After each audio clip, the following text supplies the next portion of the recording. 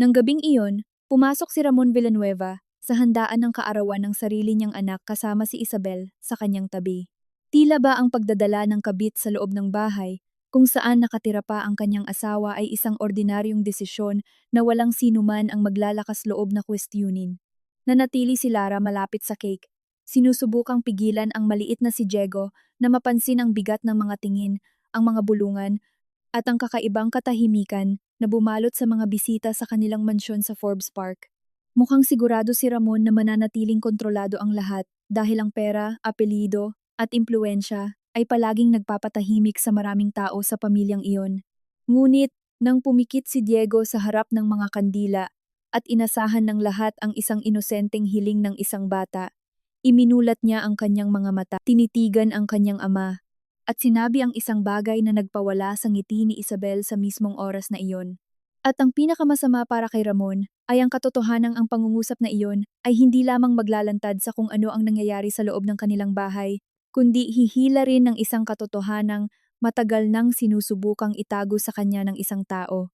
Sinusubukan pa rin ni Diego na abutin ng mag-isa ang asul na laso na nakakabit sa tuktok ng cake nang marinig niya ang tunog ng mga kotseng humihinto sa harap ng bahay.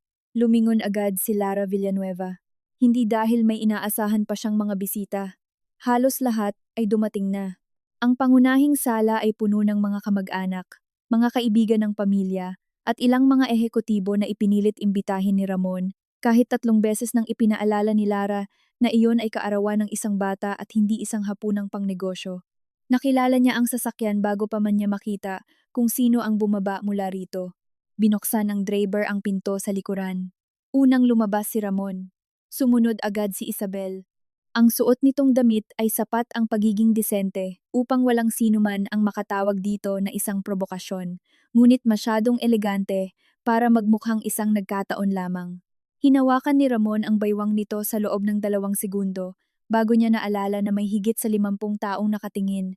Hindi gumalaw si Lara. Sa tabi ng cake, tuluyan nang nahila ni Diego ang laso. "Mama, tingnan mo!" Lumingon si Lara sa kanya at ngumiti. "Napakaganda, anak ko. Ako po ang nag-ayos. Nakita ko nga."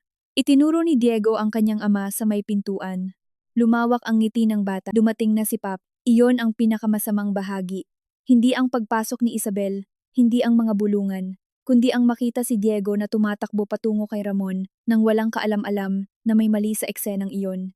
Yumuko si Ramon at ibinuka ang kanyang mga braso. "Maligayang kaarawan, anak." Yumakap si Diego sa kanya. "Ang tagal niyo po. May pulong kasi ako. Sa kaarawan ko?" Alanganing tumawa si Ramon. Kahit mahalagang araw, nagtatrabaho ang mga matatanda. Tumingin si Diego sa likuran ng kanyang ama. Sino po siya? Bahagyang humina ang ingay sa sala sa paraang halos hindi napapansin. Si Isabel ang unang sumagot. "Kaibigan ako ng papa mo." "Kaibigan po sa trabaho?" Hinaplos ni Ramon ang buhok ng anak. "Tama, isang kaibigan." Lumapit si Lara bago pa magpatuloy ang usapang iyon. Hindi siya tumingin kay Isabel. Una siyang tumingin sa kanyang asawa. "Ramon, pwede ba tayong mag-usap?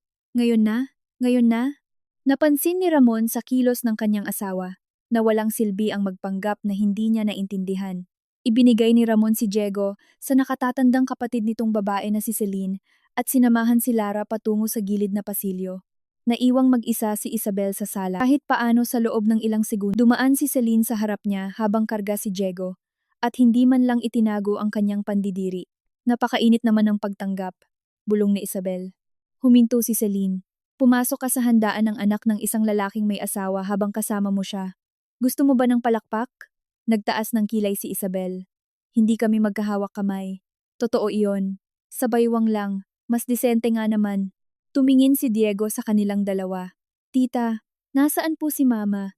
Nag-iba agad ang mukha ni Celine. "Kinausap lang ang papa mo." "Halika, hindi mo pa ipinapakita sa akin ang mga regalo mo." Inilayo niya ang pamangkin. Nanatili si Isabel, malapit sa pasukan.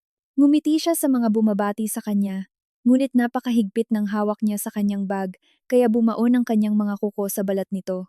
Walang nakapansin o halos walang nakapansin sa kabilang bahagi ng sala.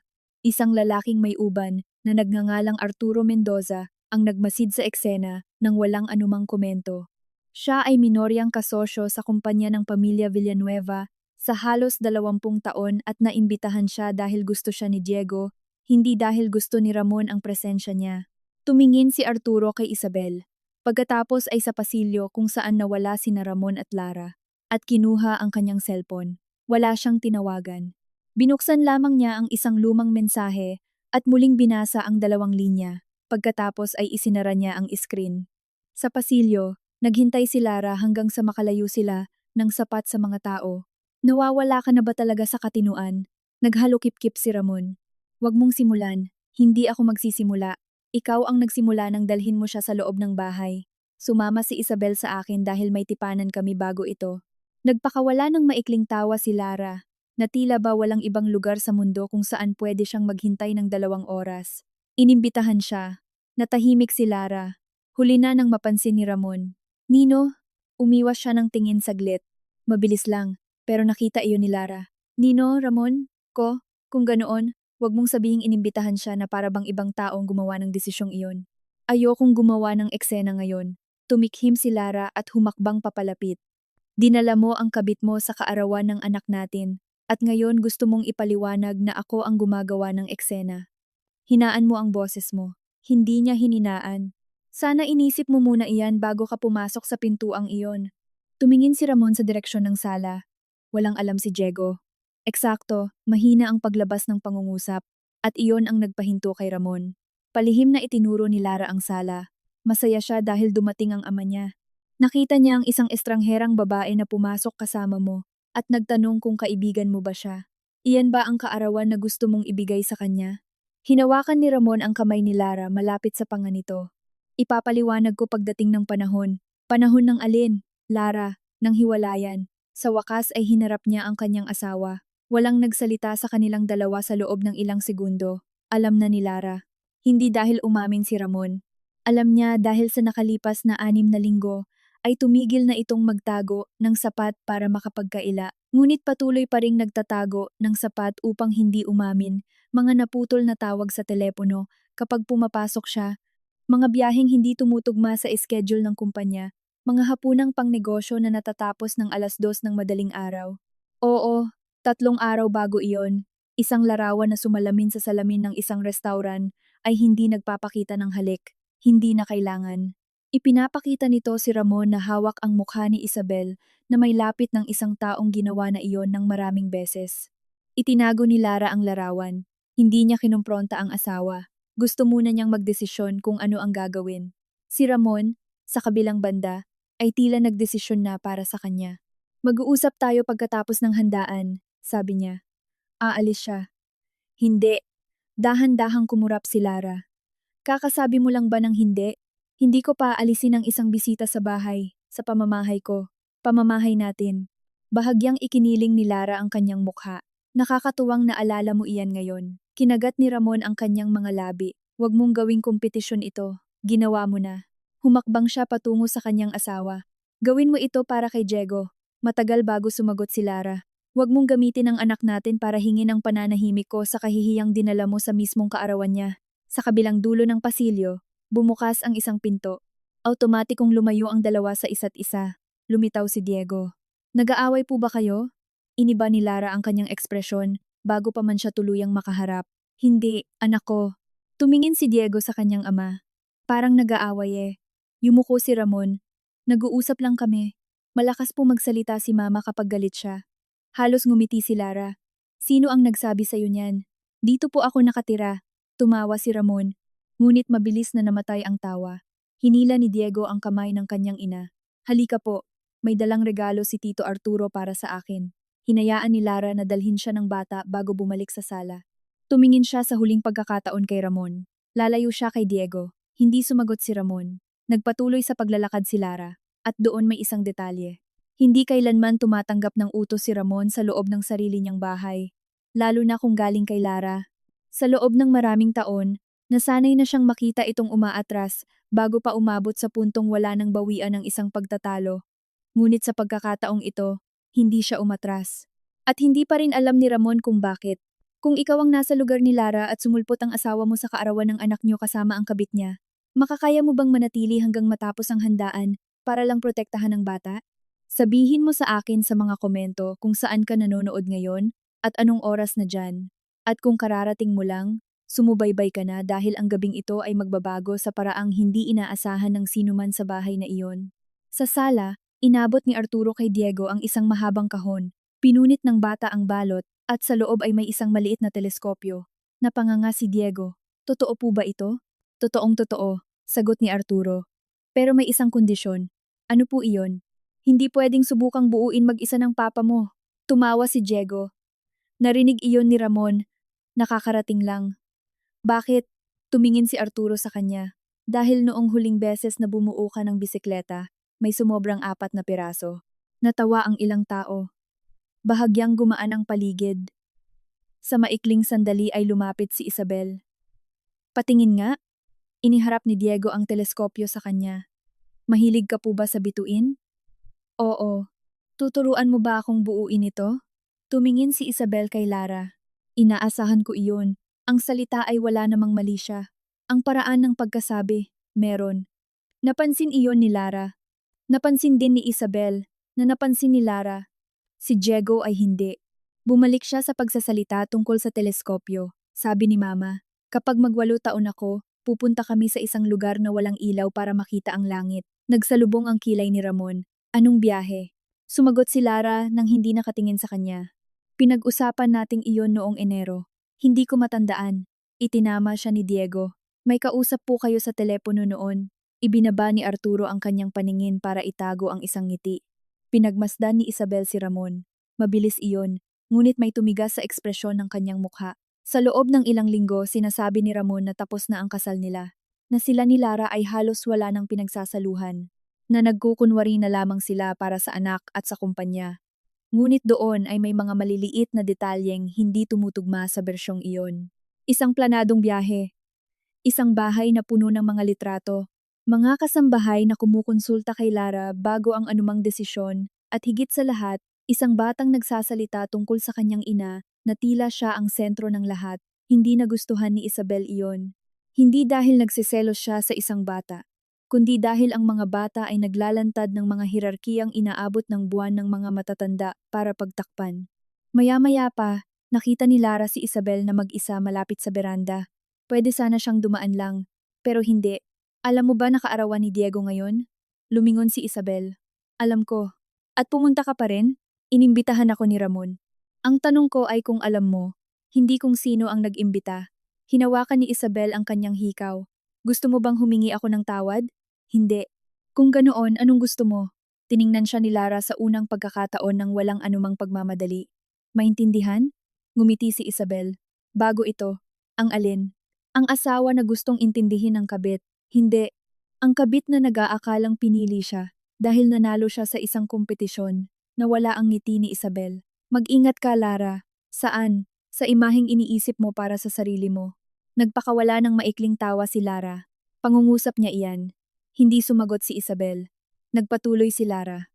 Mahilig sabihin ni Ramon na nagdurusa lang ang mga tao dahil mas malaki ang tingin nila sa sarili nila kaysa sa katotohanan. Sinasabi niya iyan kapag gusto niyang maliitin ang isang tao nang hindi nagmumukhang malupit.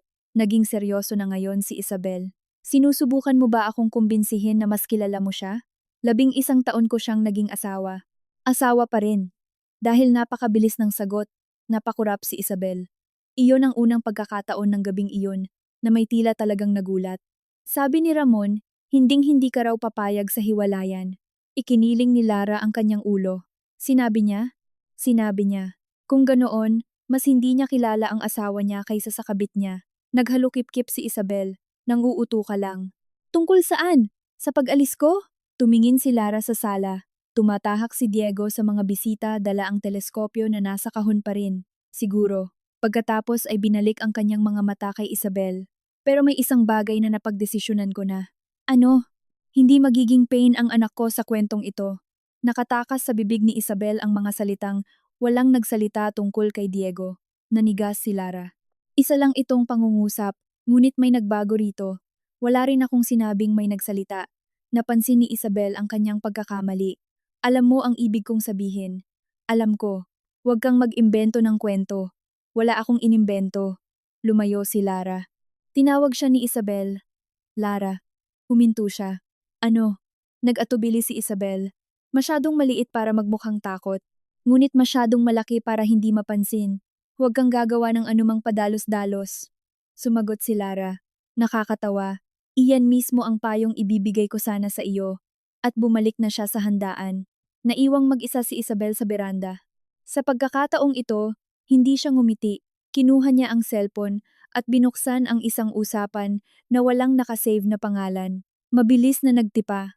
Mas kaunti ang alam niya kaysa sa inaakala. Pero pwede pang maging komplikado ang lahat dahil sa bata. Tinitigan niya ang mensahe. Hindi niya ipinadala. Binura niya. Pagkatapos ay itinago ang telepono. Sa sala, nakita ni Ramon ang asawang bumabalik at napansin niyang kakaiba ito. Hindi mukhang talunan, kundi kakaiba. Dumaan si Lara sa kanya nang hindi hinahawakan ang kanyang braso. Sa loob ng maraming taon, ang kilos na iyon ay automatiko na. Isang kamay sa siko, isang tingin na tahimik na nagtatanong kung ayos lang ang lahat. Nang gabing iyon, wala. Sinundan siya ni Ramon ng tingin. Kinausap mo siya? Sumagot si Lara, tumikhim. Kinausap ko. At? Mukha siyang kinakabahan. Walang dahilan si Isabel para kabahan. Kung ganoon, mabuti. Kumuha si Lara ng isang basong tubig. Ano? Itigil mo na iyan. Ang alin? Iyang kilos mong iyan. Anong kilos? Naiinis na si Ramon. Alam mo, uminom si Lara ng isang lagok. Hindi ko alam. Lumapit siya. Nagiging kalmado ka ng ganito kapag gusto mo akong parusahan. Siguro napagod na lang akong makipagtalo. Hindi ako naniniwala. Hindi ko na problema iyan. Tinitigan siya ni Ramon. Iyon ang unang pagkakataong makarinig siya ng ganoong bagay at doon niya nagawa ang unang malubhang pagkakamali niya ng gabing iyon. Imbes na seryosohin ang pagbabago, naniwala siyang pag-arte lang iyon. Akala ni Ramon kilala niya si Lara dahil alam niya kung paano ito makipag-away. Hindi niya napagtantong hindi niya kailanman natutunan kung paano ito sumuko. Bandang 7:30, hinila ni Celine ang hipag niya papunta sa kusina. Ayos ka lang ba? Ayos lang. Huwag kang magsinungaling sa akin. Binuksan ni Lara ang pride dider at kumuha ng isang bote ng tubig. Hindi ako ayos. Hindi lang ako iiyak ngayon. Isinara ni Celine ang pinto ng kusina. Pwede ko bang palayasin ang babaeng iyon? Hindi. Nagbibiro ka ba? Hindi. Kung ganoon, palalayasin ko na rin ang kapatid ko kasama niya. Halos matawa si Lara. Kaarawan ni Diego. Eksakto. At dinala ng tatay niya ang kabit niya. Ipinatong ni Lara ang kanyang mga kamay sa mesa. Kung palalayasin ko silang dalawa ngayon, bukas maalala ni Diego ang mga sigawan, ang mga taong umaalis, at ang mga matatandang nagbubulungan. Gusto kong maalala niya ang kik, ang teleskopyo, at ang mga kaibigan niya. Natahimik si Celine. Makikipaghiwalay ka ba sa kanya? Tumingin si Lara sa kanyang hipag. Oo, lumabas ang sagot ng walang panginginig. Huminga si Celine mula sa bibig. Alam ba niya? Hindi pa. Lara, hinihintay ko sana hanggang matapos ang kaarawan. Ngayon mas nakakasiguro na ako. Lumapit si Celine. May mapupuntahan ka ba? Meron. Pera? Masyadong mabilis sumagot si Lara. Meron. Nanliit ang mga mata ni Celine. Magkano? Sapat na. Alam ba niya? Hindi. Saan galing? Nagtagal ng kaunti si Lara. Sa akin iyon. Hindi iyan sumasagot sa tanong ko. Sa ngayon iyan lang ang pwede kong isagot. Bago pa makapagpilit si Celine, bumukas ang pinto. Pumasok si Ramon, tiningnan silang dalawa. Ayos lang ba ang lahat? Sumagot si Celine. Hindi. Sabay na nagsalita si Lara. Ayos lang. Naghalukip-kip si Ramon. Sino sa inyong dalawa ang papakinggan ko? Ngumiti si Celine na walang bakas ng saya. Ang kabit mo? Mukhang siya naman ang pinapakinggan mo kamakailan. Celine, palalayasin mo rin ba ako? Hindi ngayon. Mabuti naman. Hinawakan ni Lara ang braso nito. Sasamahan mo ba muna si Diego? Umalis si Celine. Pagdaan sa kapatid, bumulong siya. Wala kang ideya kung gaano kalaki ang katangahang ginagawa mo. Hinintay ni Ramon na sumara ang pinto. Sinabi mo sa kanya? May mga mata siya. Iba ang tinatanong ko. Kumuha si Lara ng 2 pinggan. At wala na akong interes na sumagot sa investigasyon mo. Mag-asawa tayo. Ibinaba niya ang mga pinggan. Sana naalala mo iyan bago mo dinala si Isabel. Sabi ko mag-uusap tayo mamaya. Ako rin. Lumapit pa si Ramon. Anong tinatago mo? Hinarap ni Lara ang kanyang asawa. Sa isang iglap, naisip niyang sabihin ang tungkol sa hiwalay na kuwenta sa bangko, tungkol sa mga dokumentong naayos na niya, tungkol sa pakikipag-usap sa isang abogada 4 na araw na ang nakalipas, tungkol sa inalok na trabaho sa kanya na hindi pa niya tinatanggap, tungkol sa pirma na maaaring magpabago ng mas marami pa kaysa sa inaakala ni Ramon. Ngunit hindi niya ginawa dahil may isang bagay sa sinabi ni Isabel ang bumabagabag pa rin sa kanya. Pwede pang maging komplikado ang lahat dahil sa bata. Hindi niya narinig ang mensaheng iyon. Hindi niya alam na umiiral ito. Ngunit nakarinig siya ng sapat sa beranda. Walang nagsalita tungkol kay Diego at sapat na iyon.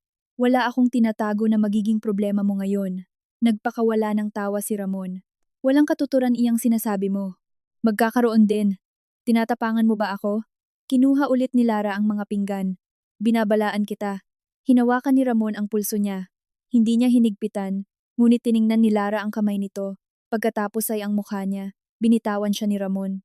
Huwag kang gagawa ng anumang kahibangan. Pangalawang tao ka nang nagsabi niyan sa akin ngayon. Kumunot ang noo niya. Sino ang una? Sumagot si Lara. Ang kaibigan mo sa trabaho. Nakita ni Lara ang ekspresyon nito sa loob ng kalahating segundo.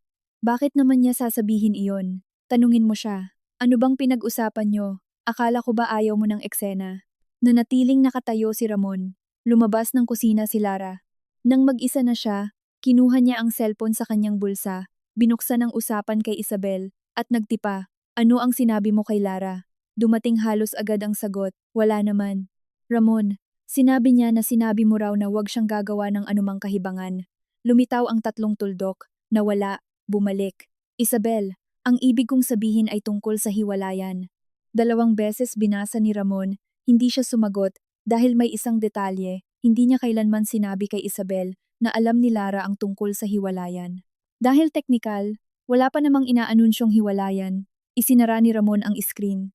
Pagbalik niya sa handaan, natagpuan niya si Isabel malapit sa inuman. Kailangan nating mag-usap. Tiningnan niya ang mukha nito at naintindihan agad. Ngayon na. Ipinatong ni Isabel ang baso ng alak sa mesa. Pumunta sila sa isang mas maliit na silid. Isinara ni Ramon ang pinto. Ano ang sinabi mo kay Lara? Nasagot ko na. Sagutin mo ulit. Na hindi siya dapat gumawa ng anumang padalos-dalos. Bakit? Dahil pinaparinggan niya ako. At bakit mo nabanggit ang hiwalayan sa mensahe? Naghalukip-kip si Isabel. Dahil halata naman. Hindi ba? Ramon, dinala mo ako rito. Hindi ibig sabihin niyan nakausap ko na siya. Tumawa si Isabel. Hindi makapaniwala. Kaya dinala mo ako sa kaarawan ng anak mo nang hindi pa kayo nag-uusap ng asawa mo. Huwag mong ibahin ang usapan. Hindi ko iniiba. Sinusubukan ko lang intindihin kung nasiraan ka na ba ng bait. Lumapit si Ramon. May sinabi ka ba tungkol kay Diego? Nanigas si Isabel. Wala pang 1 segundo iyon. Pero nakita niya. Bakit? Sumagot ka. Wala. Sigurado ka? Oo. Itinuro ni Ramon ang pinto. Kung ganoon, huwag mo nang kakausapin nang mag-isa si Lara ulit. Bumuka ang bibig ni Isabel, sumara, pagkatapos ay ngumiti ng malamig. Nakakatawa. Ang alin? Dinala mo ako rito para ipakita na tapos na kayo. Pero sa unang beses na magtanong ang asawa mo, nagmamadali ka para kontrolin ako. Hininaan ni Ramon ang boses niya. Huwag mo itong gawin ngayon. Gawin ang alin? Ang ipamukha na takot ka sa kanya? Hindi ako takot kay Lara. Sumagot si Isabel. Kung ganoon, tigilan mo ang pag-arte na parang takot ka. Bumukas ang pinto bago pa siya makasagot. Nasa kabilang panig si Arturo. Pasensya na, akala ko walang tao sa kwarto. Tumingin si Ramon sa kanya. May kailangan po ba kayo? Wala. Naghahanap lang ako ng mas tahimik na lugar para sagutin ang isang tawag. Tumingin si Arturo muna kay Ramon, tapos kay Isabel. Pero mukhang mali ang napili ko. Lumayo siya. Isinara muli ni Ramon ang pinto. Nagtanong si Isabel. Narinig ba niya? Hindi mahalaga. Pero mahalaga iyon. Dahan-dahang bumalik si Arturo sa pasilyo. Wala siyang tawag na sasagutin. Sa totoo lang, hinahanap niya si Ramon. Gusto niyang sabihin na nakatanggap siya, ng hapon ding iyon, ng abiso mula sa kagawarang legal tungkol sa isang hindi pangkaraniwang transaksyon na kinasasangkutan ng isa sa mga kumpanyang hawak ng grupong Villanueva. Ang pangalan ni Diego ay lumitaw sa mga dokumento. Gayon din ang kay Lara. Ngunit pagkatapos ng narinig niya sa likod ng pinto, nagdesisyon si Arturo na maghintay. Dahil may hindi nagtutugma at gusto niyang malaman kung sino, sa bahay na iyon, ang nagsisinungaling kanino. Ilang sandali bago mag-alas 8, naganunsyo ang tagapagdaloy na oras na para sa kick. Nagtakbuhan ang mga bata patungo sa mesa. Pumuwesto si Diego sa gitna, si Lara sa isang tabi, si Ramon sa kabila. Si Diego ang sumira sa perpektong ayos. Papa, dito ka po sa tabi ni Mama. Nag-atubili si Ramon. Nandito na ako anak. Hindi po, dito. Itinuro ng bata ang espasyo sa tabi ni Lara. Natahimik ang mga malalapit na bisita. Pumunta si Ramon, habang nanatiling ilang hakbang sa likuran si Isabel. Tumingin si Diego sa kanya. Hindi po ba kayo lalapit? Mukhang nagulat si Isabel. Ako? Kaibigan po kayo ni Papa. Naging tensyonado si Lara. Sumagot si Ramon. Pwede na siyang manatili dyan. Nagkibit balikat si Diego. Namatay ang mga ilaw. Nagsimulang kumanta ang lahat. Pumalakpak si Diego sa sarili niyang kumpas. Tunay na masaya.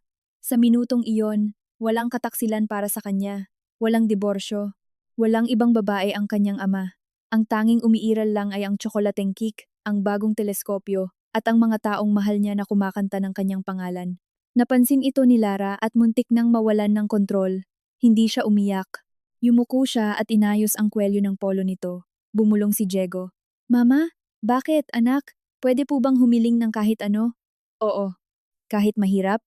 Ngumiti siya. Pwede ang kahit ano. Pagkaarawan. Narinig ito ni Ramon. Basta wag lang sasakyang pangkalawakan. Tumawa si Diego. Hindi po. Nagmamasid si Arturo mula sa likuran. Hawak ni Celine ang cellphone at nagre-record ng video. Walang katinag-tinag si Isabel. Natapos ang kanta. May sumigaw. Humiling ka na! Pumikit si Diego. Tiningnan siya ni Lara. Ganoon din si Ramon. Tumagal ito ng ilang segundo. Walang nagsalita. Iminulat ni Diego ang kanyang mga mata. Ngunit hindi niya hinipan ang mga kandila. Lumingon siya sa kanyang ama. Papa. Ngumiti si Ramon. Bakit, anak? Sabi niyo po pagkaarawan dapat nagsasabi ng totoo, di ba? Nanghina ang ngiti ni Ramon. Sinabi ko iyon. Tumingin si Lara sa kanyang asawa. Kailan mo sinabi iyon? Sumagot si Diego. Noong nabasag ko po ang florera ni Lola, natawa ang ilang tao. Si Diego ay hindi. Itinuro niya si Isabel. Kung ganoon, sabihin niyo po kay Mama. Bakit niyo po siya tinatawag na mahal sa telepono? Huminto ang buong sala. Namutla si Ramon. Hindi gumalaw si Lara. Ibinaba ni Isabel ang kanyang mga mata. Nagpatuloy si Diego. Hindi pa rin naiintindihan ang bigat ng mga iyon. Narinig ko po kahapon.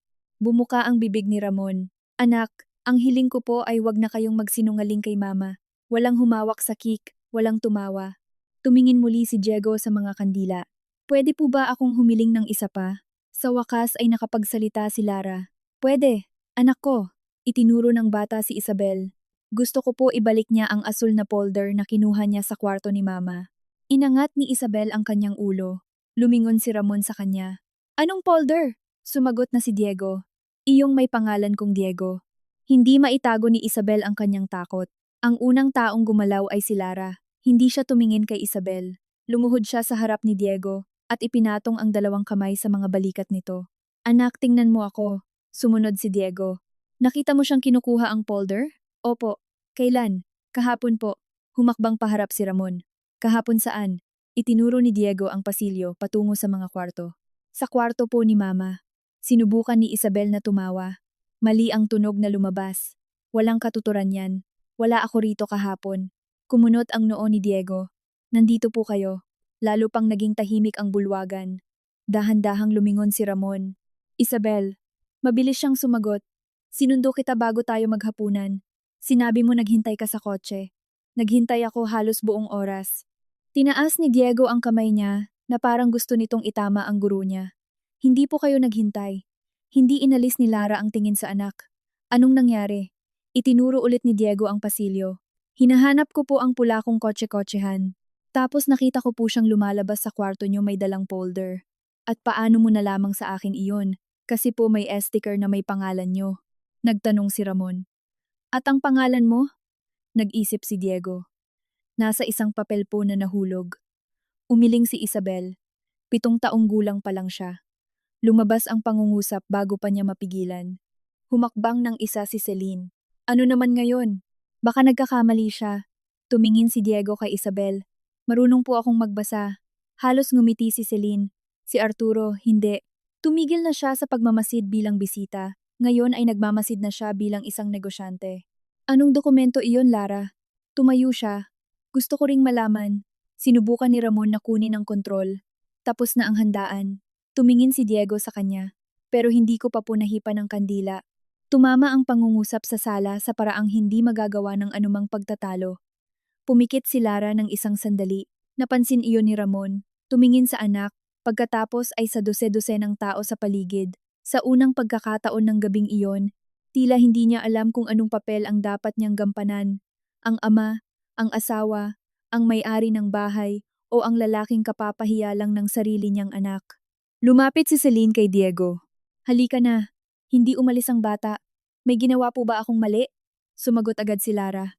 Wala. Galit po ba si Papa? Hindi sa iyo. Yumuko si Ramon. Anak, wala kang ginawang mali. Itinuro ni Diego ang mga kandila. Pwede ko na po bang tapusin? Tumingin si Lara sa asawa. Siya ang nagsabi.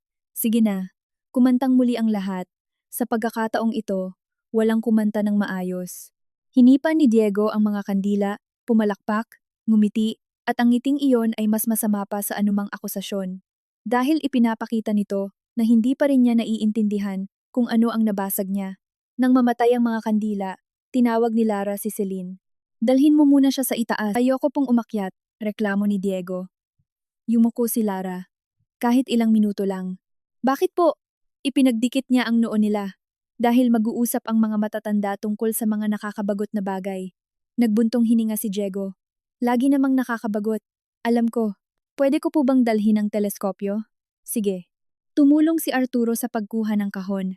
Itinuro siya ni Diego. Kayo po ang bumuo. Sumagot si Arturo. Alam ko na talagang matalinong babae ang mama mo. Hindi nag-react si Ramon. Umalis si Diego kasama si Celine. Nang mawala ang bata sa hagdan, nag-iba ang paligid. Humarap si Lara kay Isabel. Nasaan ang folder? Naghalukip-kip si Isabel. Wala akong kinuha. Si Diego ay nakakita lang. May nakitang folder ang isang bata. Hindi iyan nagpapatunay ng kahit ano. Mahinang nagsalita si Ramon. Pumasok ka ba sa kwarto? Tumingin si Isabel sa kanya. Ramon, wag mong gawin ito. Nagtatanong ako. Pumasok ako dahil hinahanap kita. Hindi doon ang kwarto ko. Nalito ako. Nagpakawala ng maikling tawa si Lara. Nakapunta ka na ba sa bahay na ito dati? Nagtagal ng isang segundo si Isabel. Hindi. Paano mo nalaman kung alin ang kwarto ko? Tahimik. Lumingon si Ramon sa kanya. Huli na nang mapansin ni Isabel ang patibong. Nabanggit ng kasambahay. Sagot ni Isabel. Sino? Hindi ko alam ang pangalan. Kung ganoon, ilarawan mo. Hindi ako sasali sa larong ito. Sumali ka na.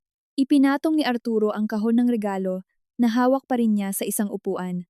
Lara, alam mo ba kung ano ang laman ng folder na iyon? Nag-atubili siya. Napansin ni Ramon. Alam niya. Sumagot si Lara. Mga dokumento. Anong mga dokumento? Sa akin. Anong mga dokumento? Ngayon ay may ibang tensyon, hindi sa pagitan ni Lara at Isabel, kundi sa pagitan ng mag-asawa. Tinitigan ni Lara si Ramon. Mga kopya ng mga lumang kontrata, mga personal na dokumento, at ilang mga record na nauugnay kay Diego. Naging seryoso si Ramon. Anong mga record? Hindi pa ito ang tamang oras. Ngayon na ang tamang oras. Hindi sa harap ng lahat ng tao. Tumingin si Ramon sa paligid. Noon lang tila niya naalalang may mga bisita pa roon. Ang ilan ay nagsisimula ng lumayo nang may pagkukunwaring nagmamadaling umalis ng hindi nagmumukhang usisero. Tinawag ni Lara ang katiwala ng bahay. Tulungan mo na ang mga bisita palabas. Pakiusap. Nagsalita si Ramon. Walang aalis. Lumingon si Lara. Tapos na ang handaan. Hindi mo pwede desisyonan iyan mag-isa. Hindi ako mag-isa. Umakyat na ang anak natin. Muling lumitaw si Celine sa tuktok ng hagdan at hindi siya bababa habang nandito pa siya. Tumingin si Isabel kay Ramon. Umaasang ipagtatanggol niya ang presensya nito. Hindi niya ginawa. Iyon ang unang totoong dagok. Isabel, sabi niya. Ibigay mo na ang folder. Naniniwala ka dito? Ibigay mo na. Wala akong dalang folder. Nagtanong si Lara. Nasa labas ba ang kotse mo? Tumawa si Isabel. Gusto mong halughugin ang kotse ko? Hindi. Kinuha ni Lara ang cellphone niya. Gusto ko nang umalis ka. At bukas ay aayusin natin ang iba sa ibang paraan. Humakbang paharap si Isabel. Huwag mo akong pagbantaan. Hindi kita pinagbabantaan. Pinapalabas mong nagnakaw ako. Ang anak ko ang nagsabing nakita ka niya. Itinuro ni Isabel ang hagdan. Ang anak mo, na narinig kang naninira sa akin? Nagiba ang mukha ni Lara. Kailanman ay hindi kita pinag-usapan kasama siya. Siyempre, kailanman. Iniuulit lang ng bata ang naririnig niya. Bumaba ng 2 hakbang si Celine. Tinatawag mo bang sinungaling ang pamangkin ko? Sumagot si Isabel. Sinasabi ko na baka namali lang siya ng intindi. Sumingit si Arturo bago pa tuluyang makababa si Celine. Isabel, simple lang ito. Kung hindi mo kinuha ang folder, umalis ka na. Bukas ay pwedeng kumpirmahin ang lahat ng mahinahon. Tiningnan siya nito. Hindi mo ako pwedeng utusan. Hindi nga. Inayos ni Arturo ang manggas ng kanyang polo. Pero kilala ko na si Ramon sa loob ng 20 taon at sinusubukan ko lang siyang pigilang gawin ang ikatlong katangahan niya ngayong gabi. Nagbigay ng inis na tingin si Ramon. Arturo. Una, dinala ang kabit. Pangalawa, ginawa ito ng hindi kinakausap ang asawa. Ang pangatlo ay ang itrato ang sariling anak na parang isang istorbo at abalang testigo. Walang nagsalita. Umiwas ng tingin si Ramon. Napagtanto ni Isabel na nawala na sa kanya ang pabor ng kwarto. Kinuha niya ang kanyang bag. Aalis na ako. Nagtanong si Lara. Ang folder? Sumagot si Isabel. Maghanap kayong mabuti. Tinalikuran niya sila. Hindi sumunod si Ramon. Naglakad si Isabel patungo sa pasukan. Nadaanan niya ang mga huling bisita. Ngumiti siya ng isang beses sa isang babaeng nagpanggap na hindi siya nakilala. Nakadating siya sa kotse at pumasok. Nang sumara ang pinto, ibinagsak niya ang kanyang mukha. Nagtanong ang driver. Saan po tayo? Binuksan ni Isabel ang kanyang bag. Sandali lang. Inilabas niya ang isang kumpol ng susi, tapos ay isang manipis na asul na folder, nakatupi ng sapat para magkasya sa 2 bahagi sa loob. Tiningnan niya ito. Hindi niya kinuha ang buong folder. Bahagi lang nito. Mga pahinang inakala niyang mahalaga, isang kontrata, isang kopya ng titulo, at isang dokumento kung saan nakadiin ang pangalan ni Diego. Kinuha niya ang kanyang cellphone. Sa pagkakataong ito, ipinadala niya ang mensahe at nakita ng tatanggap. Kailangan nating baguhin ang plano. Ang sagot ay dumating wala pang 10 segundo. Huwag ka nang magpadala ng mensahe dito. Binura ni Isabel ang usapan. Sa Bonifacio Global City, umandar ang kotse. Mula sa ikalawang palapag, nakita ni Arturo na nawala ang mga ilaw ng sasakyan. Mag-isa siya malapit sa hagdan, o iyon ang akala niya. Tingin mo ba talaga kinuha niya? Lumitaw si Lara sa likuran niya. Lumingon si Arturo. Oo, bakit? Dahil ang taong hindi kumuha ay magtatanong kung ano ang laman nito. Natahimik si Lara. Hindi siya nagtanong. Hindi nga. Tumingin si Arturo patungo sa sala. Alam ba ni Ramon kung ano ang laman? Hindi. At balak mo bang sabihin? Sumagot si Lara. Depende. Saan? Sa kung ano ang alam mo. Hindi ngumiti si Arturo. Mas marami kaysa sa gusto ko. Sa aklatan, hinihintay silang dalawa ni Ramon. Nang pumasok si Lara, isinara nito ang pinto. Ngayon, magpapaliwanag ka sa akin. Huwag mo akong kausapin sa ganyang tono. Kakabunyag lang ng anak ko sa harap ng lahat na ang babaeng kasama ko ay lumabas mula sa kwarto mo bitbit ang mga dokumentong may pangalan niya. Kaya oo, magpapaliwanag ka. Ibinaba ni Lara ang cellphone sa ibabaw ng mesa. Ang babaeng kasama mo, huli na nang mapansin ni Ramon. Huwag mong ibahin ang usapan. Gusto ko lang marinig na sabihin mo. Hinaplos niya ang kanyang mukha. Lara, gusto mong mag-usap tayo pagkatapos ng handaan. Tapos na ang handaan. Nanatiling nakatayo si Ramon. Nanatiling malayo si Arturo. Hindi iyon isang diskusyong kaya niyang pangunahan. Nagtanong si Lara. Gaano na katagal? Nagtagal bago sumagot si Ramon. 5 buwan. Tumango siya ng isang beses. Hindi siya umiyak. Hindi niya nilakasan ang kanyang boses. At kailan mo planong sabihin sa akin? Sinusubukan ko pang ayusin. Ayusin ang ano? Ang lahat. Lahat ay isang napakakomportabling salita. Ayokong masaktan si Diego. Nagpakawala ng walang ganang tawa si Lara. Dinala mo siya sa mismong kaarawan niya. Sumagot si Ramon. Nagkamali ako. Hindi. Mali ang pagkalkula ko. Naiwan ang salita sa ere. Ano ang pinagkaiba? Ang pagkakamali ay kapag hindi mo alam ang magiging resulta. Alam mo bang nandito ako? Alam mo bang nandito ang anak mo? Alam mo bang nandito ang buong pamilya? Inakala mo lang na walang lalaban sa'yo? Ibinaba ni Arturo ang kanyang paningin. Kinagat ni Ramon ang panga niya. Gusto mo ba ng totoo? Sa wakas, matagal nang wala ang kasal natin. Ikiniling ni Lara ang kanyang ulo. Para sa iyo. Para sa ating dalawa. Huwag kang magsalita para sa akin. Halos hindi na tayo nag-uusap. Tumigil ka ng makipag-usap. Dahil ang lahat ay nagiging panunumbat. Tinatawag mong panunumbat ang mga tanong na hindi mo gusto ang sagot. Humakbang ng 2 beses si Ramon papunta sa bintana. Nakasakal na ako. Tiningnan ni Lara ang likod niya at natagpuan ang hanging hinahanap kay Isabel. Hindi siya sumagot. Nagpatuloy si Lara. Ayos lang. Lumingon si Ramon. Mas nagulat siya roon kaysa sa sigaw. Ayos lang? Nakapili ka na. Lara, pipili din ako. Kinuha niya ang cellphone niya. Bukas makakatanggap ka ng mga dokumento para sa pagpapawalang bisa ng kasal. Nanigas si Ramon. Napaghandaan mo na? Oo. Gaano katagal na? 4 na araw. Kung ganoon alam mo na ang tungkol kay Isabel? Alam ko ng sapat para gawin ang lahat ng patago. Tumawa si Lara. Huwag mong sabihin sa akin ang salitang iyan ngayon. Napansin ni Ramon, tumingin sa cellphone ni Lara. Anong kinalaman nito sa folder? Sa wakas ay sumali si Arturo. Marahil malaki. Lumingon si Ramon. May alam ka ba? Sumagot si Arturo. Nakakuha ako ngayon ng abiso mula sa kagawarang legal ng kumpanya. Tungkol saan? Isang pagbabago sa korporasyon na nakadepende sa pagpapatunay ng mga dokumentong konektado sa isang lumang pondo ng pamilya. Naging seryoso si Ramon. Anong pondo? Tumingin si Arturo kay Lara. Pumikit ito sandali. Ang pondo ng ama ko. Kumunot ang noo ni Ramon. Walang iniwang pondo ang ama mo. Nakita ko ang inventaryo. Nakita mo kung ano ang isinama sa inventaryo. Lumapit si Ramon. Ano bang sinasabi mo? Ipinatong ni Lara ang 2 kamay sa mesa.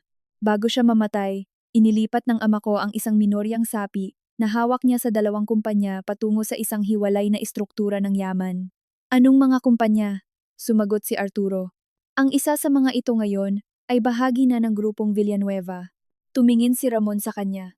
Imposible iyan. Hindi, binili ng ama ko ang sapi na iyon. Itinama siya ni Arturo. Binili niya ang bahagi. Nagsalita si Lara. Ang kabilang bahagi ay nakapangalan sa akin. Tumawa si Ramon. Hindi dahil nakakatawa iyon, kundi dahil hindi siya naniniwala. Gusto mong sabihing patago kang kasosyo sa kumpanya ko? Hindi. Ano kung ganoon? Ako ang tagapagmana ng isang sapi na kailanman ay hindi mo inabalahang intindihin. Magkano? Hindi sumagot si Lara. Lumingon si Ramon kay Arturo. Gaano kalaki? Depende kung paano kikilalanin ang mga lumang dokumento pagkatapos ng reorganisasyon ng kumpanya, pwedeng umabot sa halos 11% ng isa sa mga pangunahing kumpanya. Natahimik si Ramon.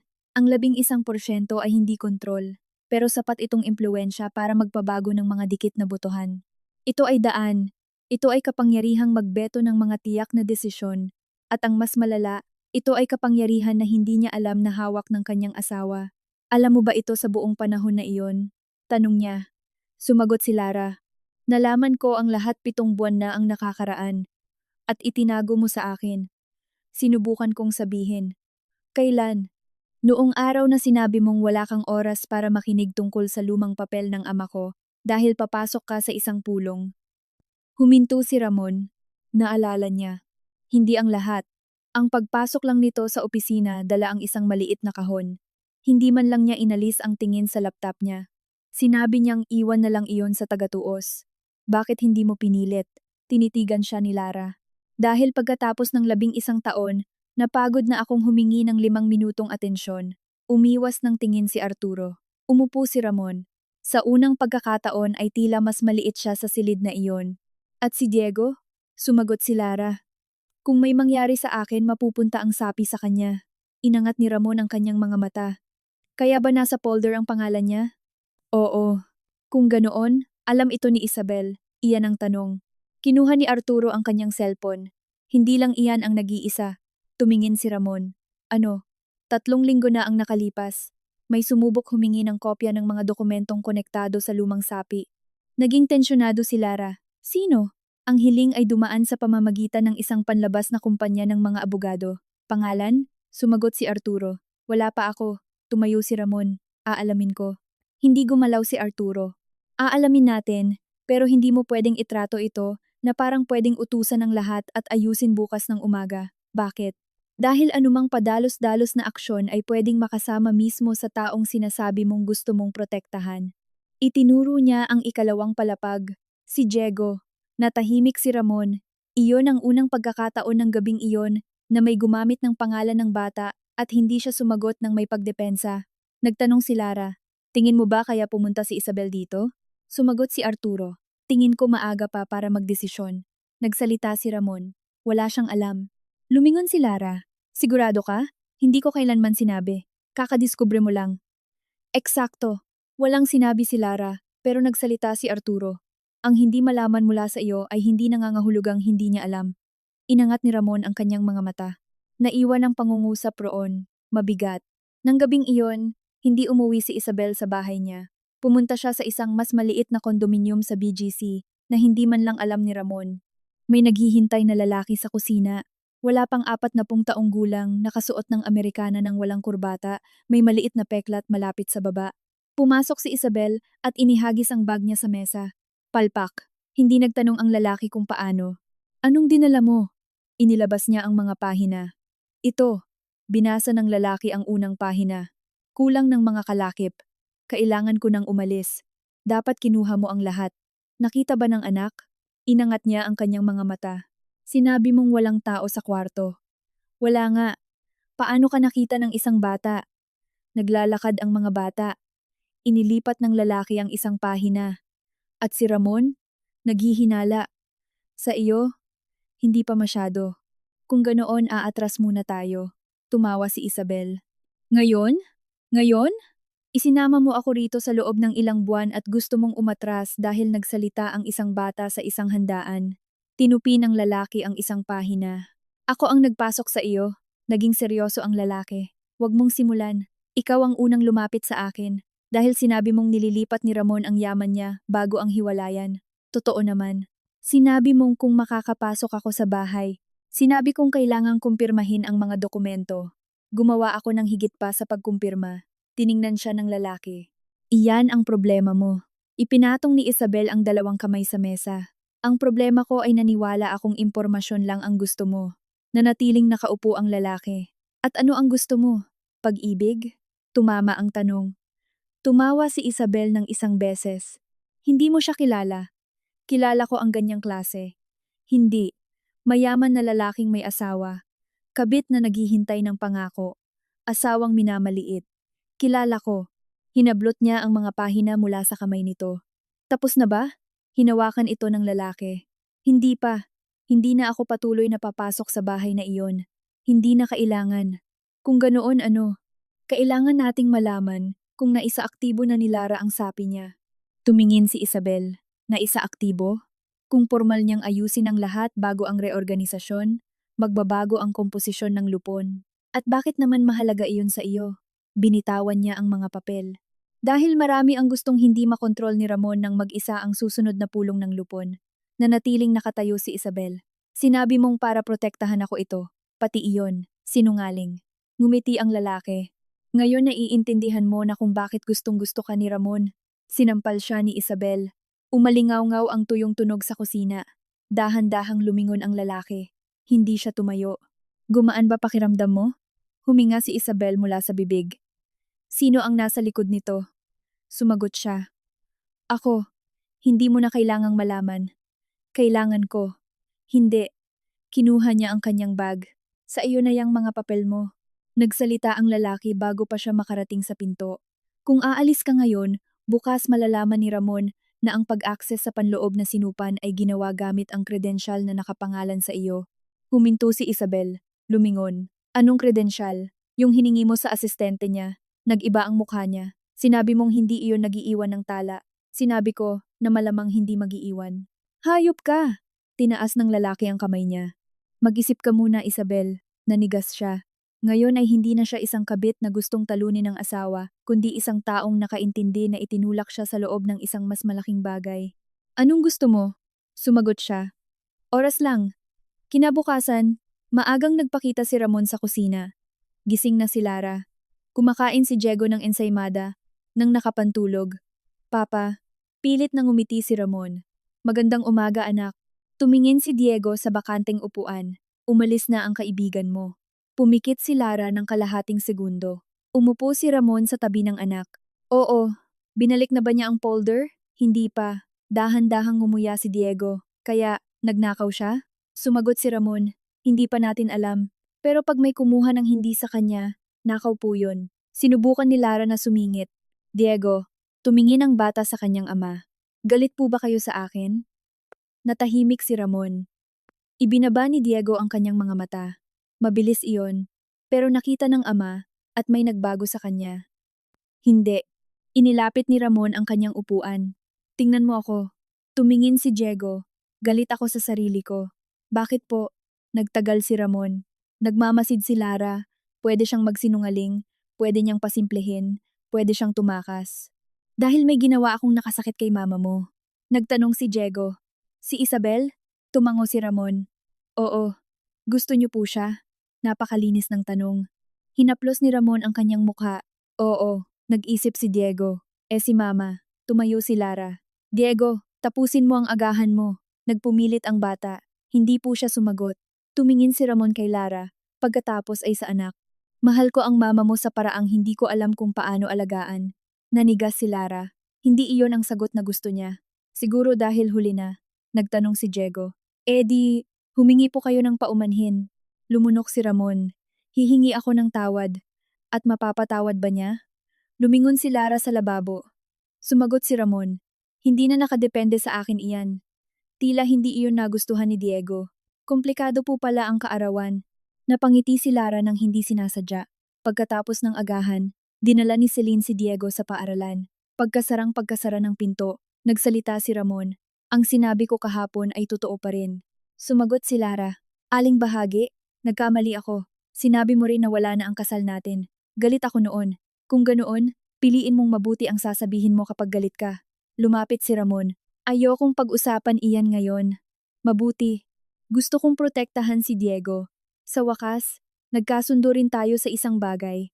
At para diyan, kailangan kong malaman ang lahat tungkol sa mga dokumentong iyon. Kinuha ni Lara ang kanyang bag. Malalaman mo ang lahat ng kinakailangan. Hindi ka pa rin nagtitiwala sa akin. Tiningnan siya nito. Ramon, nalaman ko kahapon na dinala mo ang kabit mo sa kaarawan ng anak natin. Talaga bang susukatin natin ang tiwala ngayon? Natahimik siya. Dumaan si Lara sa kanya. 10:00 makikipagkita ako kay Arturo. Sasama ako. Hindi. Bakit? Dahil gusto niya akong makausap ng mag-isa. Sumimangot si Ramon. Nagiging pulong laban sa akin ito. Huminto si Lara. Hindi ang lahat ay tungkol sa iyo. Kapag kumpanya ko na ang pinag-uusapan, oo. Lumingon siya. Iyang pangungusap na iyan mismo ang dahilan kung bakit ka nasa sitwasyong ito. Sa opisina ni Arturo sa Makati, natagpuan ni Lara ang isang mesang puno ng mga lumang kopya. Itinulak ni Arturo ang isang pahina. Kilala mo ba? Binasa niya. Pirma ng ama ko. Inilipat ang sapi sa paraang ipinaliwanag mo. Kaya, kumpirmado na? Bahagya. Anong kulang? Ang patunayan ang buong kadena ng pagmamay-ari bago ang reorganisasyon. Dahan-dahang nagpakawala ng hininga si Lara. At nasa folder ba iyon? Ilan sa mga dokumento? Oo. Kung wala iyon, mawawala ang lahat sa akin? Hindi. Tumingin siya. May mga kopya sa ibang lugar. Kung ganoon, bakit may kukuha niyon? Sumandal si Arturo. Dahil baka hindi naman nila gusto sirain, baka gusto nilang basahin. Eksakto. Natahimik si Lara ng ilang segundo. Sino ang makikinabang kung alam nila ito bago ang pulong ng lupon? Sumagot si Arturo. Marami. Pangalan? Si Ramon, syempre. Hindi niya alam. Ngayon, alam na niya. Sino pa? Nag-atubili si Arturo. Isang grupo ng mga mamumuhunan na nanggigipit para magkaroon ng pagbabago sa pamamahala. At, 2 miyembro ng pamilya. Inangat ni Lara ang kanyang mga mata. Si Celine? Hindi. Sino? Sumagot si Arturo. Ang tiyuhin ni Ramon, si Don Octavio. Halos tumawa si Lara. Halos hindi nga nagpapakita si Don Octavio. Kaya nga, sa tingin mo siya ang nasa likod nito? Tingin ko may sapat siyang interes para paimbestigahan. Hinaplos ni Lara ang folder. Si Isabel? Baka ginamit lang. Hindi siya mukhang inosente. Ginamit din ang mga matatalinong tao. Kailangan lang nilang isipin na sila ang unang gumagamit ng isang tao. Nakaramdam ng pagkailang si Lara sa pangungusap dahil masyado itong bumagay kay Ramon. Bandang 11:20, nakatanggap ng tawag si Arturo. Sinagot ito, nagsalita ng kaunti. Pagkatapos ay pinatay. Nahanap na nila ang hiling na ginawa sa panloob na sinupan. Tumayo si Lara. Sino? Tumingin si Arturo sa screen. Pag-access inauthorized ng asistente ni Ramon. Hiling nino? Isabel. Natahimik si Lara, kaya alam niya.